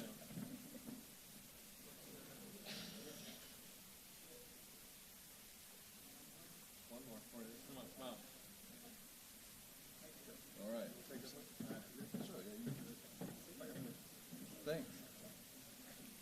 We got to hurry up because Hornaday needs to go outside and smoke, and Corelli's going to fall asleep at the table if we don't hurry up. Yeah. You got to remember, the last person on the mic gets the last word. But I was going to prepare a speech, and then I figured, what the heck, why not? I know half the people in this room here, so this one's easy for me because West Coast racing is really where it started for me. These two knuckleheads were a big part of it. I traveled around the country with my dad and my grandpa, and we'd go to Colorado and watch Rick race, and then he'd bring everybody back, and I still think that he owes probably several thousands of dollars in pit passes with sneaking everybody into Mesa Marin. So they only had to buy one pit pass and would unload about 10 crew members as they drive 17 hours from Colorado. But that's how I grew up racing. Mesa Marin was a huge part of who I was and what I did, and those are the guys that I watched grow up and race. So, for me to be standing here today with those two guys already here in this Hall of Fame and watch them have a career, then come to work for me and win championships and the truck series and everything that we did at KHI. And now it's all circled back around. Now I leave my kids with the Hornadays at the racetrack and hope that Keelan does well. I have to fly on the airplane and watch Rick sleep as he falls asleep halfway through the night. But the West Coast is in Bakersfield in particular for me was a town that you could take right out of California and put in Mooresville, North Carolina. It fit right in with everything that happens with stock car racing. And to this day, the people and the support that I get from that town is something that you really can't explain. I have a lot of friends and family and supporters of people who have helped me get to where I'm at today, and couldn't have done it without all the things that have happened along the way. So Wayne and Connie Spears gave me an opportunity to come to work there. I didn't go there to drive. I went there to be a mechanic, hoping I had the opportunity to get a chance to drive the car and a truck. And Wayne would give us the car and tell us that we could work on it after hours, and eventually that led us to driving the truck. And probably the most fun I've ever had racing was probably 1998. He let us race the truck and the car, and he gave us a 1977 Winnebago that was sitting beside the shop in a 28-foot trailer to haul the Winston West cars with to the West races, and we wound up winning the championship that year in the West Series. But we had one heck of a time. So it was moments like that, that I was fortunate to be a part of growing up, and be able to race my whole life and do what I thought was a hobby, turn it into a job, and have a full career. So it's I've been very fortunate, and West Coast racing is really where all that started. It migrated. I heard Rick thank Richard Childress. He gave me the opportunity to come off the West Coast and drive his cars, and I think as we went through the years, obviously things changed when Dale died, and things moved in a different direction, and wound up in the Cup Series, and we had a lot of fun and won races and developed a great relationship. And I think driving that 29 car one last time was pretty awesome at North Wilkesboro. But that was all because of him, and being able to have that relationship and kind of mend that move of teams through the years, and be able to go back and do that was pretty special. And to end up at Stewart-Haas Racing the last 10 years with Gene and Tony, and be able to do the things that we've been able to do is pretty special. So to win a championship and have the same crew chief for 10 years and have the relationship with my team is something that I've worked my whole career to do. So Rodney and the relationship that we have had has been pretty special. So, but it all started here. I can't thank everybody here enough for everything that they've done for my racing career. There's a lot of people in this room that have been a big part of it, and I appreciate that. And thank you, everybody, for everything that you've done, and I appreciate it, and have a great night.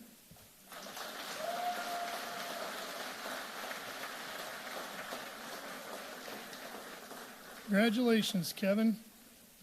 Well, I know we're here in the Bay Area, but for those of us from Sacramento, man, what a year the Sacramento Kings had, huh? Boy, it was something else. To help bring it all to life and to present our next inductee, please welcome to the stage the voice of the Sacramento Kings, Mr. Gary Gerald.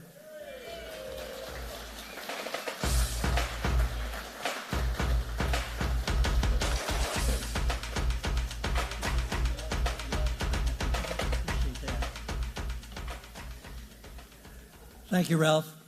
It's great to have an opportunity to spend a few moments with you folks here tonight to play a very small role in the proceedings. We'll try to speed this right along. It is, in fact, as so many have noted, humbling to be in a room like this where there's so doggone much talent everywhere you look. And it's a tribute, I think, to Ken Clapp, to Ralph, the board of directors for the West Coast Stock Car Motorsports Hall of Fame, that they continue to perpetuate and remember the great history of racing in the Western United States. Our congratulations, of course, to all of the inductees tonight: Kurt Busch, Matt Crafton, Kevin Harvick, Brent Kaeding, Lyn St. James. So great to see them being acknowledged. And then in the heritage class, Don Basile, Bert Foland, Fred Gerhardt, and Leroy Van Connet. It's my pleasure to talk a little bit tonight about Nick Racino. Nick Racino automotive adventures began as a youngster. He was only about 12 years old, I'm told, when he would work and spend his summers tinkering with engines and with cars. And a fascination began to build within him, and soon he was working in one of the machine shops, and it wasn't that much further along in his career that he became a partner in the machine shop, and then he became an owner, and he really developed a lifelong obsession with speed and power. And he was one of those who managed to make that combination work to great, great success. As a talented and a very versatile driver, Racino had an amazing record of success. 6 championships, San Jose Speedway, 2 of those on asphalt, 4 of them on the dirt at Santa Clara County Fairgrounds. He won the famed Johnny Key Classic on 6 different occasions.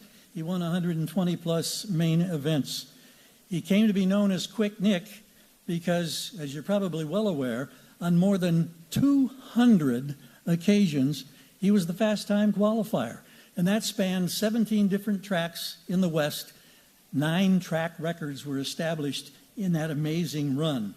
And to this day, the distinction that really stands out in my mind, he remains the only super modified driver ever to win a World of Outlaw event.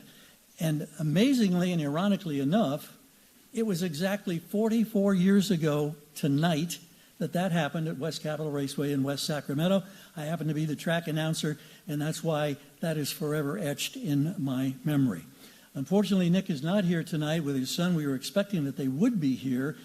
So I'm going to ask Richard Spencer to come up and to accept as we welcome and induct him into the heritage class of the West Coast USAC, or not USAC, but the West Coast Motorsports Stock Car Hall of Fame. Richard?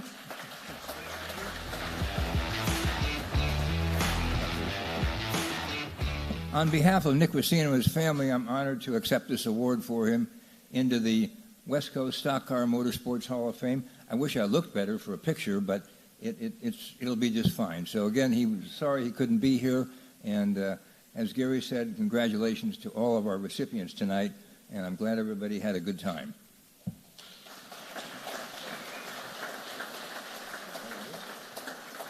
going to sneak alongside you here for the photo. Dennis wants to.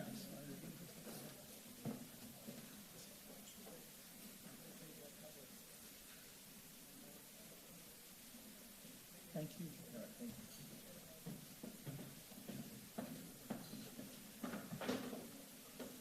Our next presenter is a 2-time NASCAR Cup Series champion, the driver of the Richard Childress Racing entry. Please welcome Kyle Busch to the stage.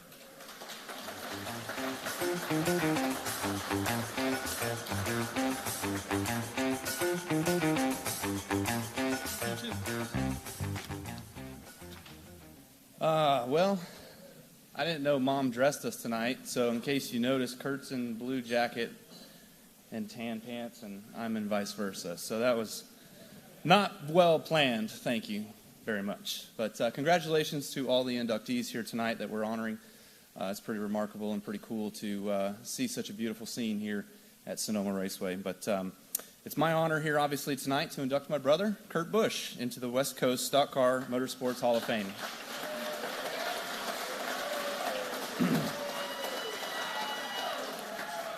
So, growing up out west here in Las Vegas as a blue-collar kid, racing was only a hobby, but his dreams were big.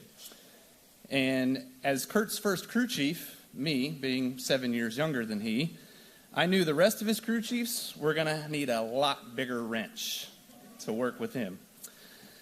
But Kurt's a true racer in the world of NASCAR, and his accomplishments on the track are nothing short of remarkable.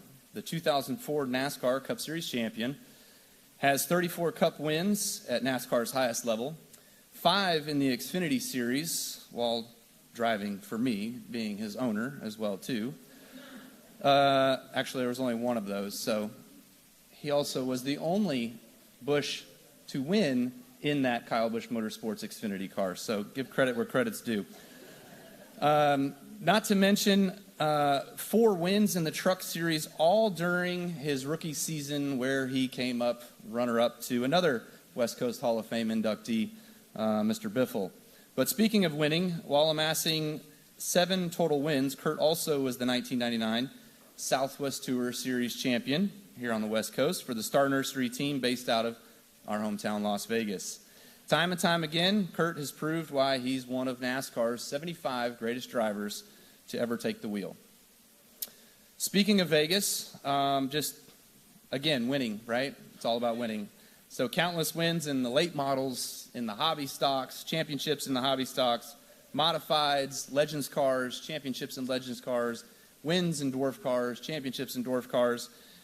You can name it. The list goes on. But it's not just for his accomplishments on the racetrack that make Kurt worthy of an induction into this Hall of Fame. It's also his dedication to the sport and his endless contributions to the growth and development. Kurt's been a tireless advocate for the sport, for all of us, drivers, crew, officials, on and off the racetrack. He's been a role model for young drivers, showing them that hard work and determination and a never give up attitude that anything's possible. He's inspired countless individuals to chase their dreams, including me, being a younger brother. Watching him be successful on the racetrack with our father, Tom, was always really cool to me, special to me. I was a videographer for a long, long time and doing all the videos, and then once I was able to share the racetrack with him, I knew how good he was. He's obviously just inspired countless individuals, both in the world of NASCAR and beyond. He's a true ambassador for the sport, his sponsors, manufacturers, and charities, representing all of them to the best of his abilities. Congratulations on tonight's award that you received earlier for your countless contributions with your charitable efforts. That's pretty cool. And, he's not always been very humble in defeat. Over time, he has certainly earned the respect, though, of his drivers, fellow competitors, as well as the admirations of fans and officials alike. In short, Kurt embodies everything that is great about NASCAR. He's a fierce competitor, he's a passionate advocate, and a true ambassador for the sport. His legacy will be felt for generations to come. And it's an honor to be able to recognize his achievements today. So please help me in welcoming Kurt Busch into the West Coast Stock Car Motorsports Hall of Fame. Congratulations to my brother on this incredible achievement.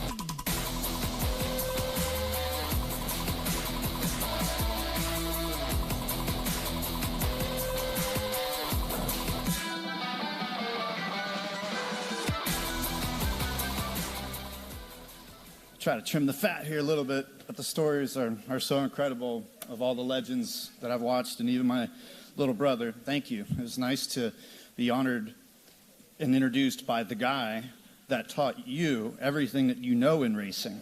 You're welcome. In all honesty, Kyle, I'm going to start with people. It's all about people in motorsports. It's family. And that's where you meet sponsors, you meet manufacturers, and you meet people that really just want to help you out because you're giving the effort back. And so in all honesty, Kyle, I'm proud of you. You've had a better run in motorsports than I've had. But you're a champion owner, champion driver, all the way around. And the dedication that you give to not only being a great racer, you're also a great son, a great brother, a great husband, a great father. And it's truly a template that all athletes should strive for. So congratulations, Kyle.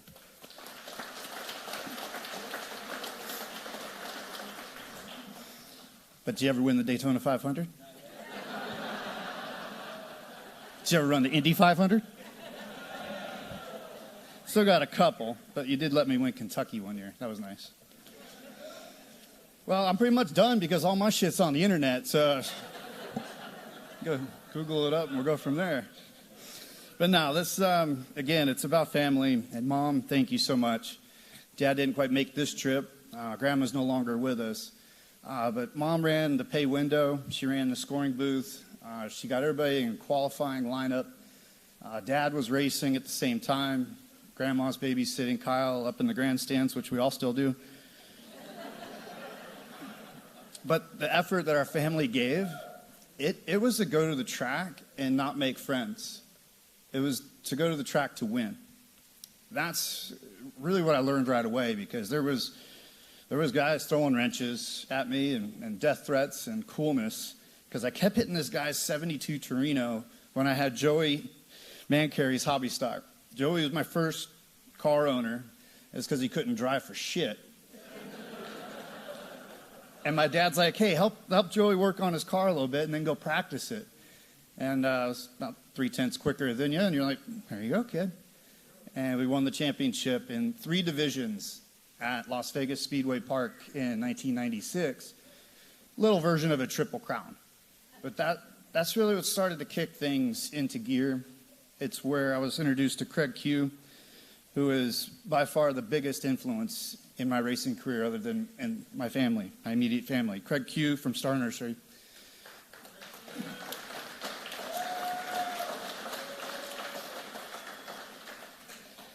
I met Craig, and it was, how you doing, son? I go, sir, I heard you're Star Nursery, and you've got a couple billboards, and you're with the Trickle family. I was thinking you might have like an extra $100 for, a new right rear tire for my little dwarf car.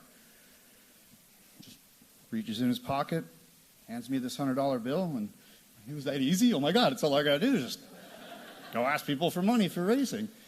It's pretty much what we've all done all around. But you perform with it. You invest it into yourself. You invest it with your friends, people, the team, and the volunteers.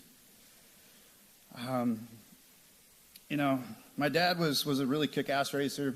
His time will shine eventually. Think of Mark Martin, except my dad was 6'4". But he was the guy that was so consistent all the time.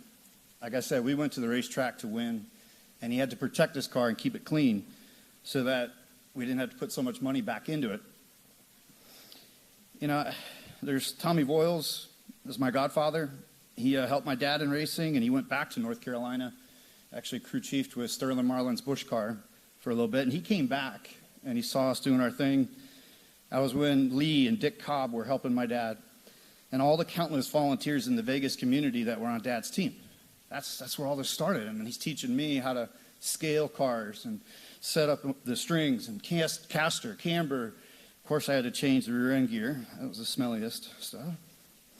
But it was that grit and that lesson and that toolage. And when I turned 16, he sent me on a road trip to go pick up a new racing chassis, which I thought was his. And he said, if you build this, son, it's like not even a roller. If you build this with me, you can come out and race it. I'm like, all right. So we went to work. I finished 5th in my first ever race with the guys. And my dad's like, I pulled into the tech lane afterwards because the official says, go over here. I pulled in, and my dad pulls in because he won. And he goes, why are you parked over here? Our pit is over there. And I go, Dad, I think I got 5th. Here's his motivational speech that will last forever. He goes, yeah, I think you did all right. I didn't see you on the tow truck, and I didn't lap you. That was my dad's motivational, like, here we go. But, you know, the next part of the journey, I'll try to shorten that down, but my head got so big the next few races after I won as a 16-year-old that it was as big as Kyle Busch's going through a garage door, you know, like. And I wrecked. I wrecked a lot. Wrecked so much, Mom was ready to pull the plug. And here's the 2 stories about money. We fixed the car. My dad says, I need you to go finish 7th. Okay, why 7th? Because it pays $30. It's $15 for your pit pass, $15 to get your car signed up. I finished 8th, went to the pay window. Mom gives the check, and it wasn't what Dad said to get done. And I'm like, are we money short? And he goes, something like that. Went to work. He sent me to go meet a few different older racers, just like we've listened in this room all night. You know, Rick Corelli was a spotter for me at one point. Hornaday came back to be an enforcer on the Southwest Tour against us one night. And you learn from these people. You learn from all these circumstances. You know, with Glenn Evans helping us out to start to travel, American Race Truck Series, IMCA stuff. But this is where I hit that spiritual side now, but the manifest something. And I'm struggling in college. And I was like, man, the Southwest Tour is in San Bernardino. I'm going to drive to Orange Show from Tucson. It's in Tucson trying to work on that winter heat series, something or other. I drove all the way over there. I'm like, hell, I only got $30 in my pocket. How do I get back? And I'm in my 1964 Volkswagen Bug. And it takes $10 to fill up the gas. I pull over, and I'm just like, with my calculator, I'm like, oh, okay, cool. We got money to get back and eat, but what are you going to do for a pit pass? And when I got there, just looked around, scoped it out. I'm like, oh, I can just jump that back fence. And I ran straight over to Craig's team with Chris Trickle driving, all those guys, the Vegas guys. You're here tonight, right? You guys here? And I go, quick, give me a crew shirt so I can blend in before the lady finds me. That's how bad I had it. I don't know where we finished. I just wanted to do tires. I wanted to pull a windshield. I just wanted to be part of something big. So I drove back to college. I was flunking out of finals. And I lived on a dorm with 20 guys. And I just wrote on everybody's marker board.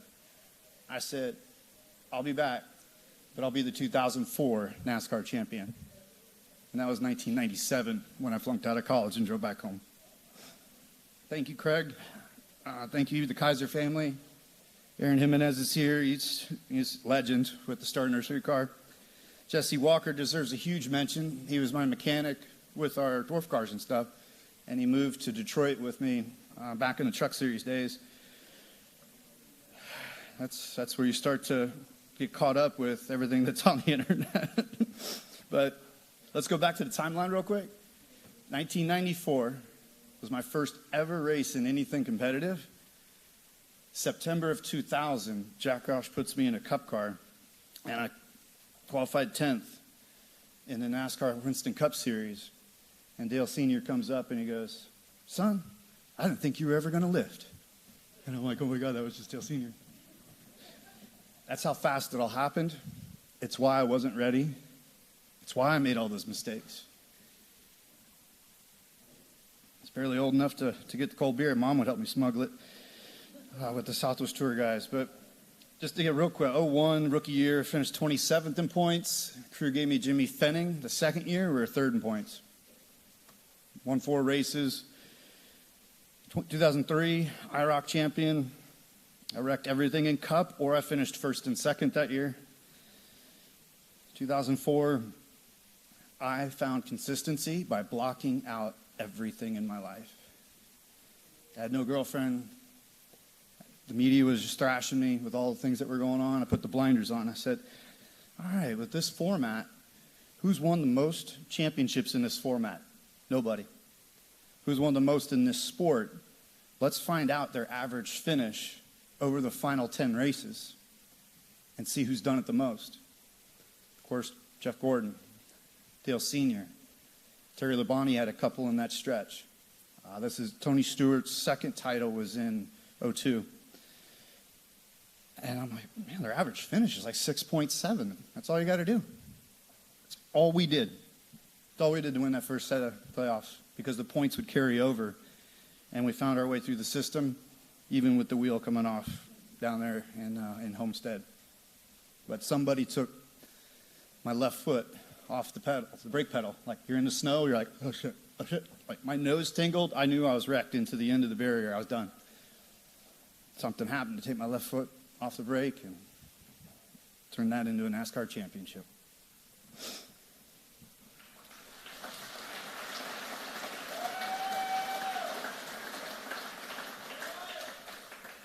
That's when I still thought it was about me.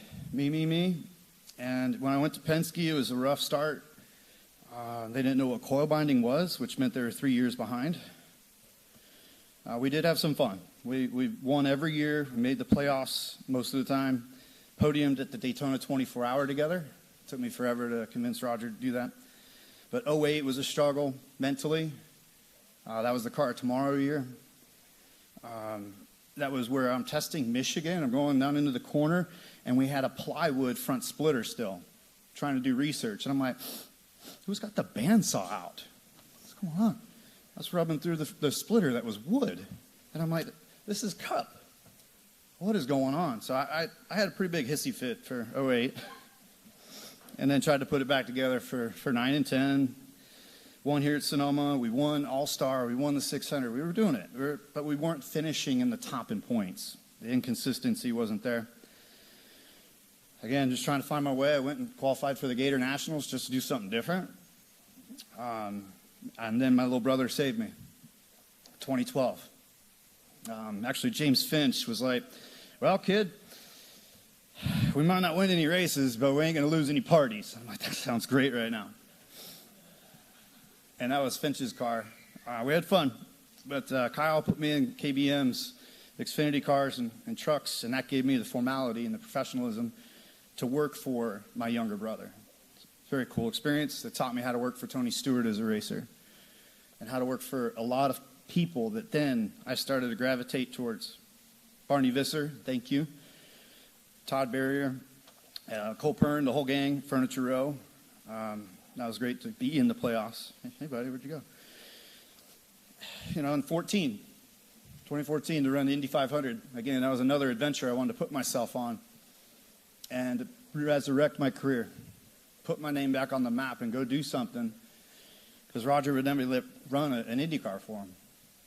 So I was able to find a nice ride with Michael Andretti and met a whole new group of racer families in IndyCar, just like I did in NHRA, just like I have in IMSA and stock cars. And that was 2014. And then with Gene Haas, Tony Stewart, we just started rolling. Tony Gibson, Greg Zipadelli.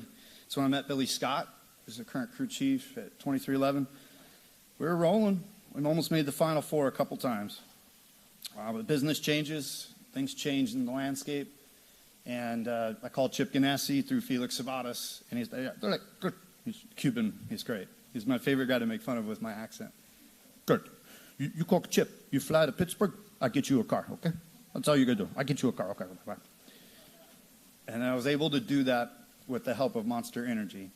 They've been with me for 12 years now. It's been incredible to travel the world, to win races for them, and to do all the stuff that I'm supposed to be doing, and that's to be a representative of the sport and to help build up teams. That's what ended up being the second half of my career, and I'm happy about everything. I wouldn't trade it for anything, and Monster made that happen for you. Thank you, Mitch Covington. The Ganassi thing was shutting down, and that's when I got a phone call from Toyota, Denny Hamlin, and Michael Jordan. I'm like, hold up. I was about ready to walk away. And I called my mentor, Mark Martin. I go, Mark, why did you run so many years after you quit racing or wanted to retire?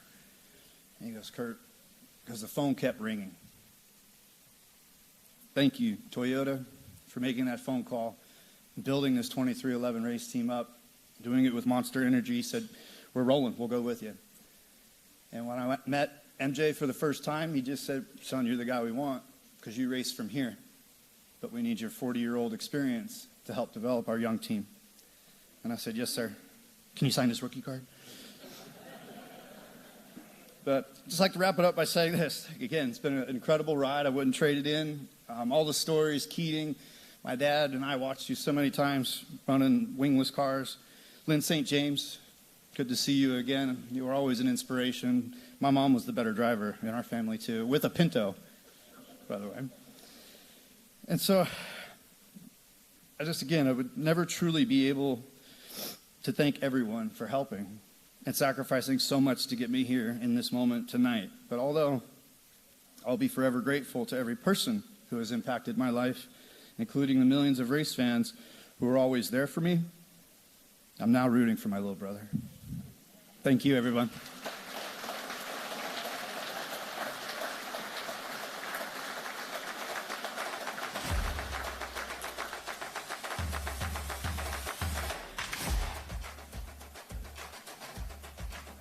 Our next presenter is arguably the most recognizable voice in the sprint car scene here in California. Please welcome Bobby Jarrell.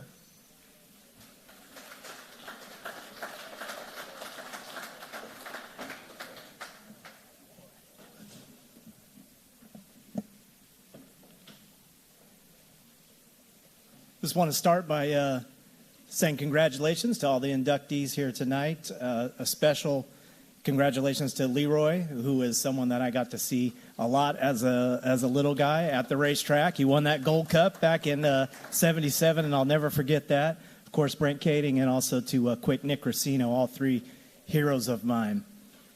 You know, they don't make them like they used to.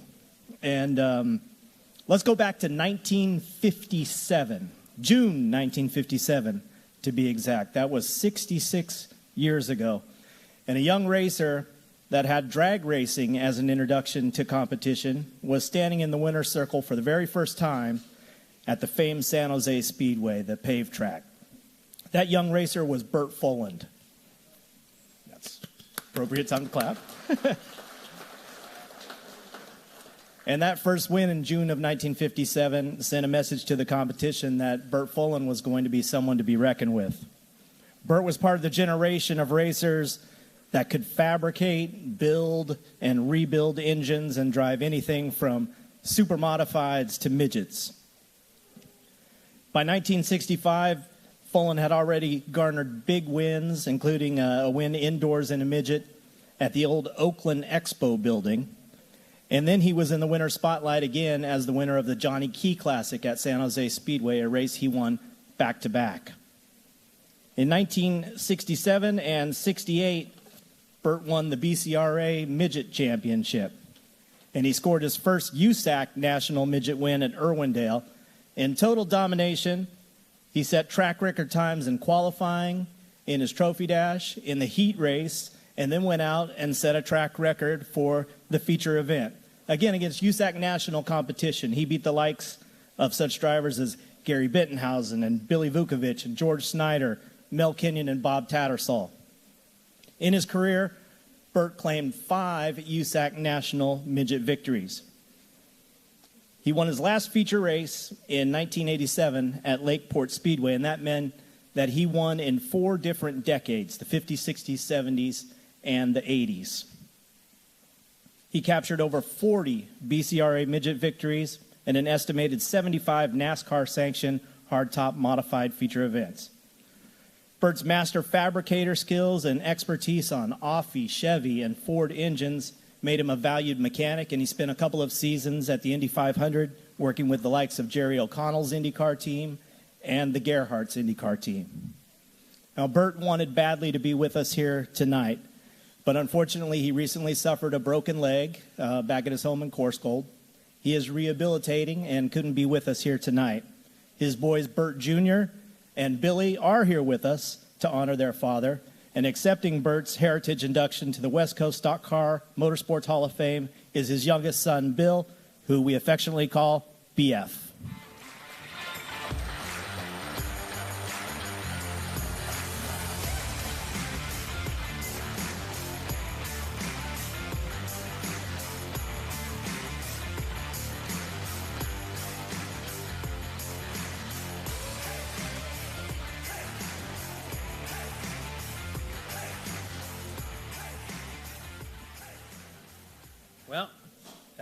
really wanted my dad to be here tonight.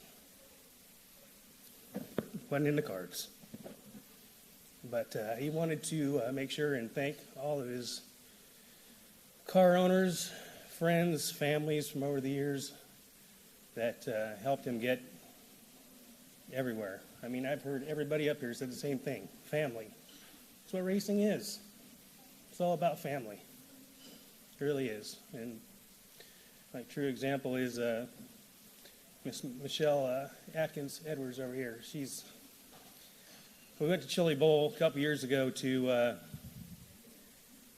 my dad got inducted into the National Midget Hall of Fame there, and her dad, Dick Atkins, raced with my dad back in the day, and her dad sadly passed away at Ascot Park, and my dad drove the car that Dick drove after that. So she's here tonight, right there. Thank you for your generosity, and your son's 16th birthday, so I'm sure a 16-year-old probably didn't want to come to something like this, but if you're an aspiring racer, it's a place to be, and get yourself a ride, find something, get out there, because there's nothing better. I was lucky enough to do it a few times myself. I wasn't that great, but I got to race with my dad, so I guess the best story I would have would be, like I said, we went to Chili Bowl for my dad's Hall of Fame midget deal there, and we're driving back there, and he just kept saying, "But why do they want to put me in this deal? I don't get it." And he said it like 100 times, and finally I got tired of it, and I just go, "Dad, they put badasses in there, okay? And you're a badass." He goes, "I am?" "Yep, that's what I'm saying." So when I got to call him and tell him that he was getting into this deal, he was pretty excited. And he said, he goes, "I guess I am a badass, huh?" So that's all I can say is I see so many people out here. I don't know a lot of you, but I see some faces that I see all the time, and the racing deal, like, Brent Kaeding. I can't say enough about him. He's family to me. I was one of those guys that called the hogs. I mean, look at me, right? I mean, that's what else could be said. He's the one that got me out of trouble and gave me something to do. And 25, 30 years later, I still work for him at the business there, and I can't thank him enough. Thanks, Brent. So just got a little off track there, but this is supposed to be about my dad, but just about family. I appreciate each and every one of you, and that's all I got.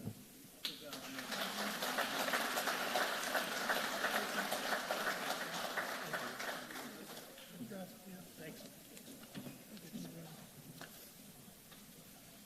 2 to go. Okay. Our next presenter is the daughter of Duke and Rhonda Thorson, the owners of ThorSport. Please welcome Allison Thorson to the stage.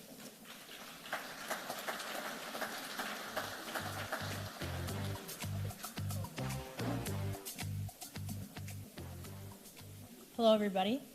I may have 2 Geminis sitting at the table, so they're telling me make it short and sweet with my dad and Matt, but I will mention that it is very honorable and a lot of humility in the room with all of the wonderful people, not only that are on the stage tonight, they set the tone not only on the track but off the track too, with giving back to the community. Kudos to the West Coast Motorsports Hall of Fame. I really think it's neat that we have a lot of young individuals here tonight, again, because as the theme of passion, drive, and it all combines with racing, it's also giving back and inspiring the younger generation to maybe hopefully be on here on the stage someday too. Oops, my phone locked. and I'll be quick. So, actually, here tonight was supposed to be Carl Joyner Jr., Matt's longtime crew chief and friend, and also a West Coast guy. But you could probably say it's a racing weekend with rain for me, so there's no practice. We didn't have any qualifying, and I'm here on owner's points. So bear with me. At the age of 7, Tulare, California native began his journey in racing with mini sprints, midgets, and go-karts. But he also won many national and regional championships throughout his childhood.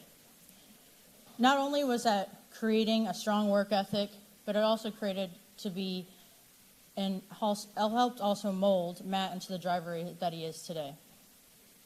While one could say racing is in his blood, Danny Crafton's here tonight, and mother Jeannie Crafton.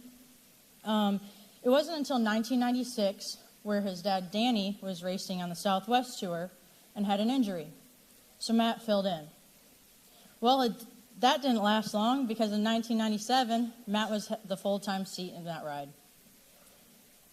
Well, that was only the next step in his journey in his career. He also, on the Southwest Tour, met his longtime friend and crew chief, Carl Joyner Jr., which Carl Joyner Jr., a.k.a. Junior, as many people would know, he mentioned that they first met by being competitors, but with Matt's persistence, it wasn't long until they became a dynamic duo.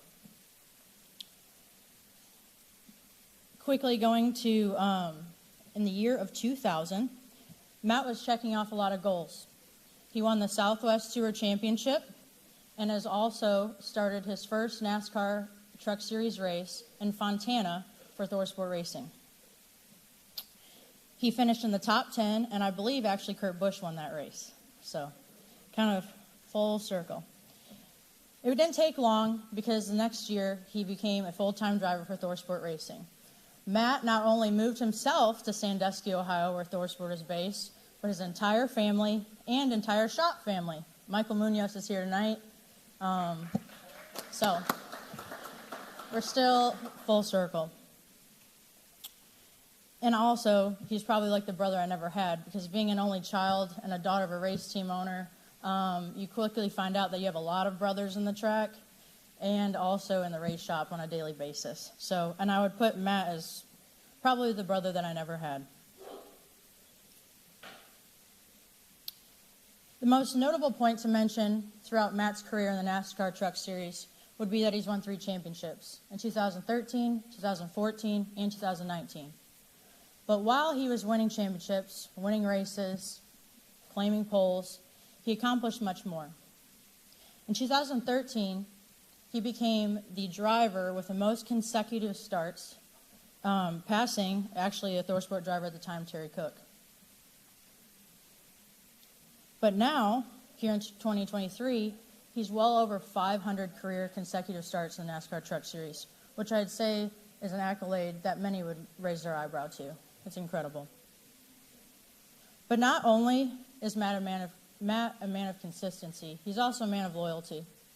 While Matt had many looks and many options for career opportunities, he found a home with us at ThorSport and in the NASCAR Truck Series. He's been with us for over 20 years, which I think is very notable to say, being very involved in the family racing industry. We know how hard it is to get on the track year after year and put it all together. There's a lot of notable people that don't get that opportunity. Matt was not only striving to win races and championships himself, but he was also helping ThorSport become what it is today. He's helping recruit young talent and drivers, create relationships with manufacturers and sponsors. Not only would he recruit those young drivers, but he'd also help mold them in the shop, on the track, and answering any questions to help them be the best that they could be. I also think what's notable is Matt grew up building his vehicles. So, like a lot of racers, he knows what it took to get that vehicle on the track and also make great results. And that's something that young drivers can look up to, as well as any other driver. But not only do we, ThorSport family, value Matt, his longtime sponsor Menards does too. this past year, he actually, with the owners, driver, and sponsor, we made NASCAR history with the longest partnership between us three, which I think is incredible. Well, I may have been the lucky one.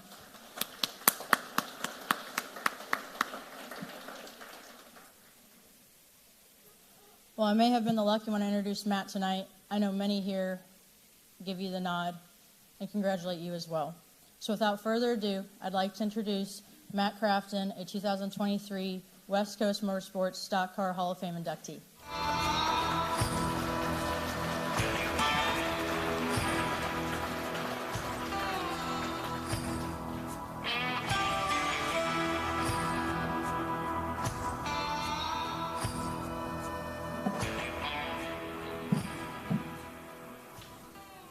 I'll make this pretty short and sweet after tonight. At the end of the day, I can't thank my mom and dad for all that relentless work that they gave, every dollar that they spent to get to this point in racing.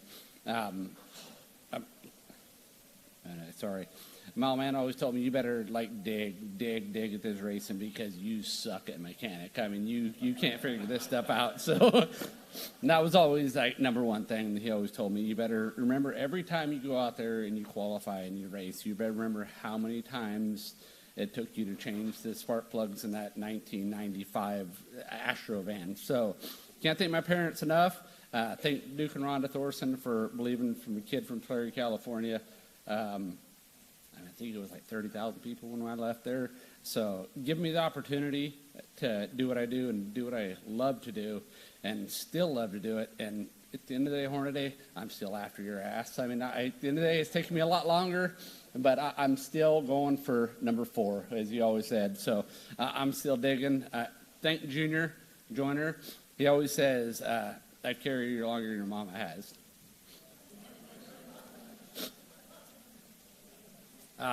Thank Menards and all the supporters of this whole program. I mean, they've been unbelievable. Again, Duke has made it all possible. And with Menards, all the manufacturers we've had, Toyota, Ford, throughout the years. Can't thank my family, wife, and kids because at the end of the day, I'm a grumpy old son of a bitch when it comes to when I don't run good. And I mean, there's way more opportunities where I don't run good than I do run good. So the ups and downs that I go through, I said, I thank my family, and hold on, I went too far here, so I got to go back. I mean, Kurt, I didn't get the whole memo of doing this whole Southwest Tour stuff and knowing how to read all this stuff and do what you do. You're a stud. I told my wife right here, I'm like, Jesus Christ, I got to go after Kurt. I mean, this guy's a stud at doing this stuff. So I'm going to be real short and sweet, but thank you, Ken Clapp, for everybody that has made this possible, and to all the inductees that inducted Matt Crafton, Ken Clapp, and thank you guys for making this possible. Short and sweet. Thank you, guys.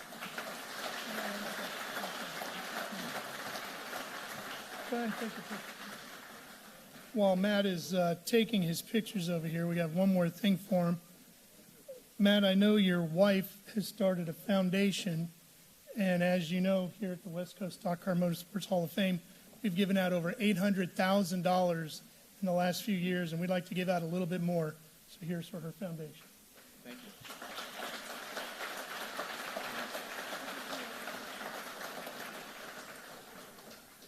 We think we might be one of the first, hopefully. Yes, great. Happy to do that. Okay, our final presenter of the evening is a man who has kept the legendary Calistoga Speedway alive. Please welcome Tommy Hunt.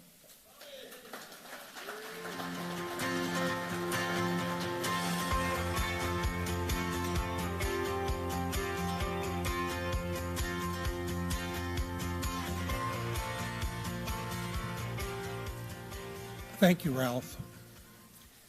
On a personal note tonight, before I start this, I just wanted to say that I am the presenter for Fred Gerhardt tonight. And Fred Gerhardt's son is a gentleman named Rick Gerhardt, who is a dear friend and has given me the opportunity to do this. And I thank him very much for that. With that said, The racing community gathers to honor special people who have distinguished themselves as icons of the automobile racing sport. I'm very proud and honored to be chosen to recognize one of tonight's inductees, the father of my dear friend Rick Gerhardt, Fred Gerhardt. Fred Gerhardt's contributions and accomplishments serve as a reminder that innovative thinking and hard work can establish you as a leader in your chosen profession. The amazing racing legacy credited to Fred Gerhardt started with his entry of a highly modified Chevy piloted by Dwayne Carter at a track in Newman, California. Carter, who ran in 11 Indy 500s, became USAC's first president in 1957. Soon, Fred built a midget for future superstar Bill Vukovich and campaigned it through the mid-40s and early 50s. They were Pacific Coast midget champions in 45 and 46 and rose to be national champions in 50.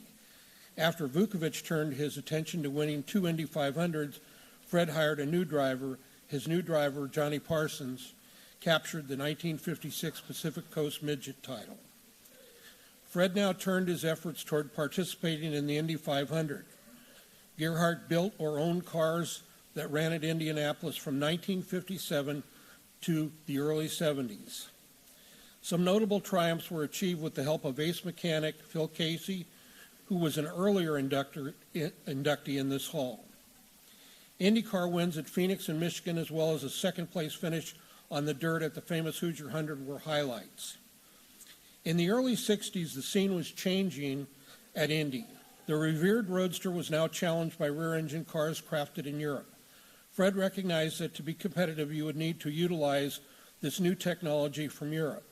He accepted this challenge and began building a new U.S.-built car to race at Indy. Soon, this car would occupy a substantial part of the starting grids at Indy. Many famous drivers would drive Gerhardt's creations, including Gary Bettenhausen, Bill Cheeseburg, Jerry Grant, Jim Hurtubise, Gordon Johncock, Mel Kenyon, Art Pollard, Bob Veith, and Bruce Walkup. The fact that these cars were built in the U.S. and were a more economical option to the European versions proved to be attractive to many teams that perhaps did not have adequate resources to purchase a European model. Fred's innovative design proved to be a successful challenger and was embraced by many car owners, including my father. As your friend, Rick, I sincerely appreciate the fact that you allowed me to welcome you and Lyn, as well as your brother Jim and sister Linda, up to the podium.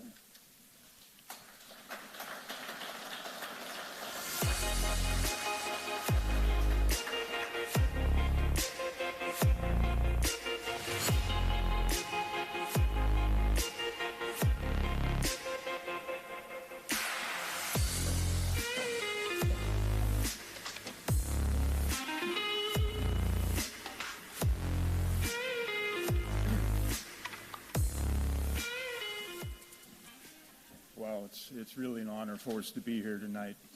Thank you, Tommy, for those kind words about our dad and a little bit of his background. On behalf of the Gerhardt family, we're proud to have our father inducted into the 2023 West Coast Stock Car and Motorsports Hall of Fame. Our dad loved auto racing, and he was involved in it in some way throughout his whole life, and there's two things that stand out to me why he loved it. First was the challenge of it. If you knew our dad, you knew that he was an innovator. He had endless ideas of things he wanted to try on the race cars. He did not like to run what everybody else did, so he was always trying something different. Sometimes it worked, sometimes it didn't. He was a classic example of someone who thinks outside the box. And that means that he set no artificial limits on himself, and whatever he needed to learn to pursue his ideas, he learned. The second thing that stood out was his love for the people of auto racing. He loved being around the track. He loved being around the garages and the shop. The people would come by to visit and talk while he was working. And he loved being around people like all of you. We wanted to recognize two of those people tonight for their dedication and contributions to helping our dad realize his dreams of racing, building race cars. The first was Fred DeOrian. He was Dad's chief mechanic from the early days of the Roadsters in the 1950s until Our dad designed and built his first rear-engine Indy car in 1964, and then Phil Casey, who was already mentioned by Tommy, that was his chief mechanic from 1964 until our dad retired from IndyCar racing in 1976. And as he said, Phil is also an inductee in the Motorsports Hall of Fame. So, again, thank you from our family for recognizing our dad with this honor. And we want to congratulate all the inductees of the 2023 Hall of Fame. Thank you.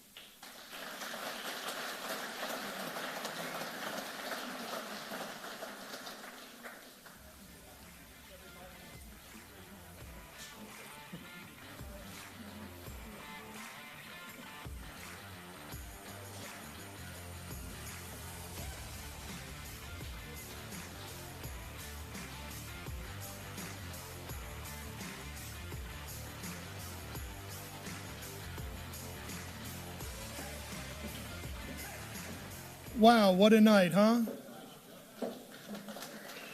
Congratulations to all of our inductees tonight. Amazing night, and we got an amazing weekend ahead of us of racing here at Sonoma Raceway. How about the food and the service tonight? Wonderful, wasn't it? Great job by the staff here tonight. Thank you to Jill Gregory and Marcus Smith for letting us once again use your amazing facility here. It's perfect, and what a home for the West Coast Stock Car Motorsports Hall of Fame. A few quick people I need to thank, folks who help us put this on every year. Christy, Jen, Becky, and Richard, and Owen Kearns. Thank you all for all the hard work and dedication you put in each and every day. This is a whole year. We'll start on next year, first thing tomorrow. And, of course, the three ladies from 5150 who helped me out up here on the stage tonight. Thank you as well. I'm Ralph Shaheen, President of the West Coast Stock Car Motorsports Hall of Fame. Thank you all very much for coming and joining us here tonight. We look forward to seeing you next year. Have a great time at the races this weekend.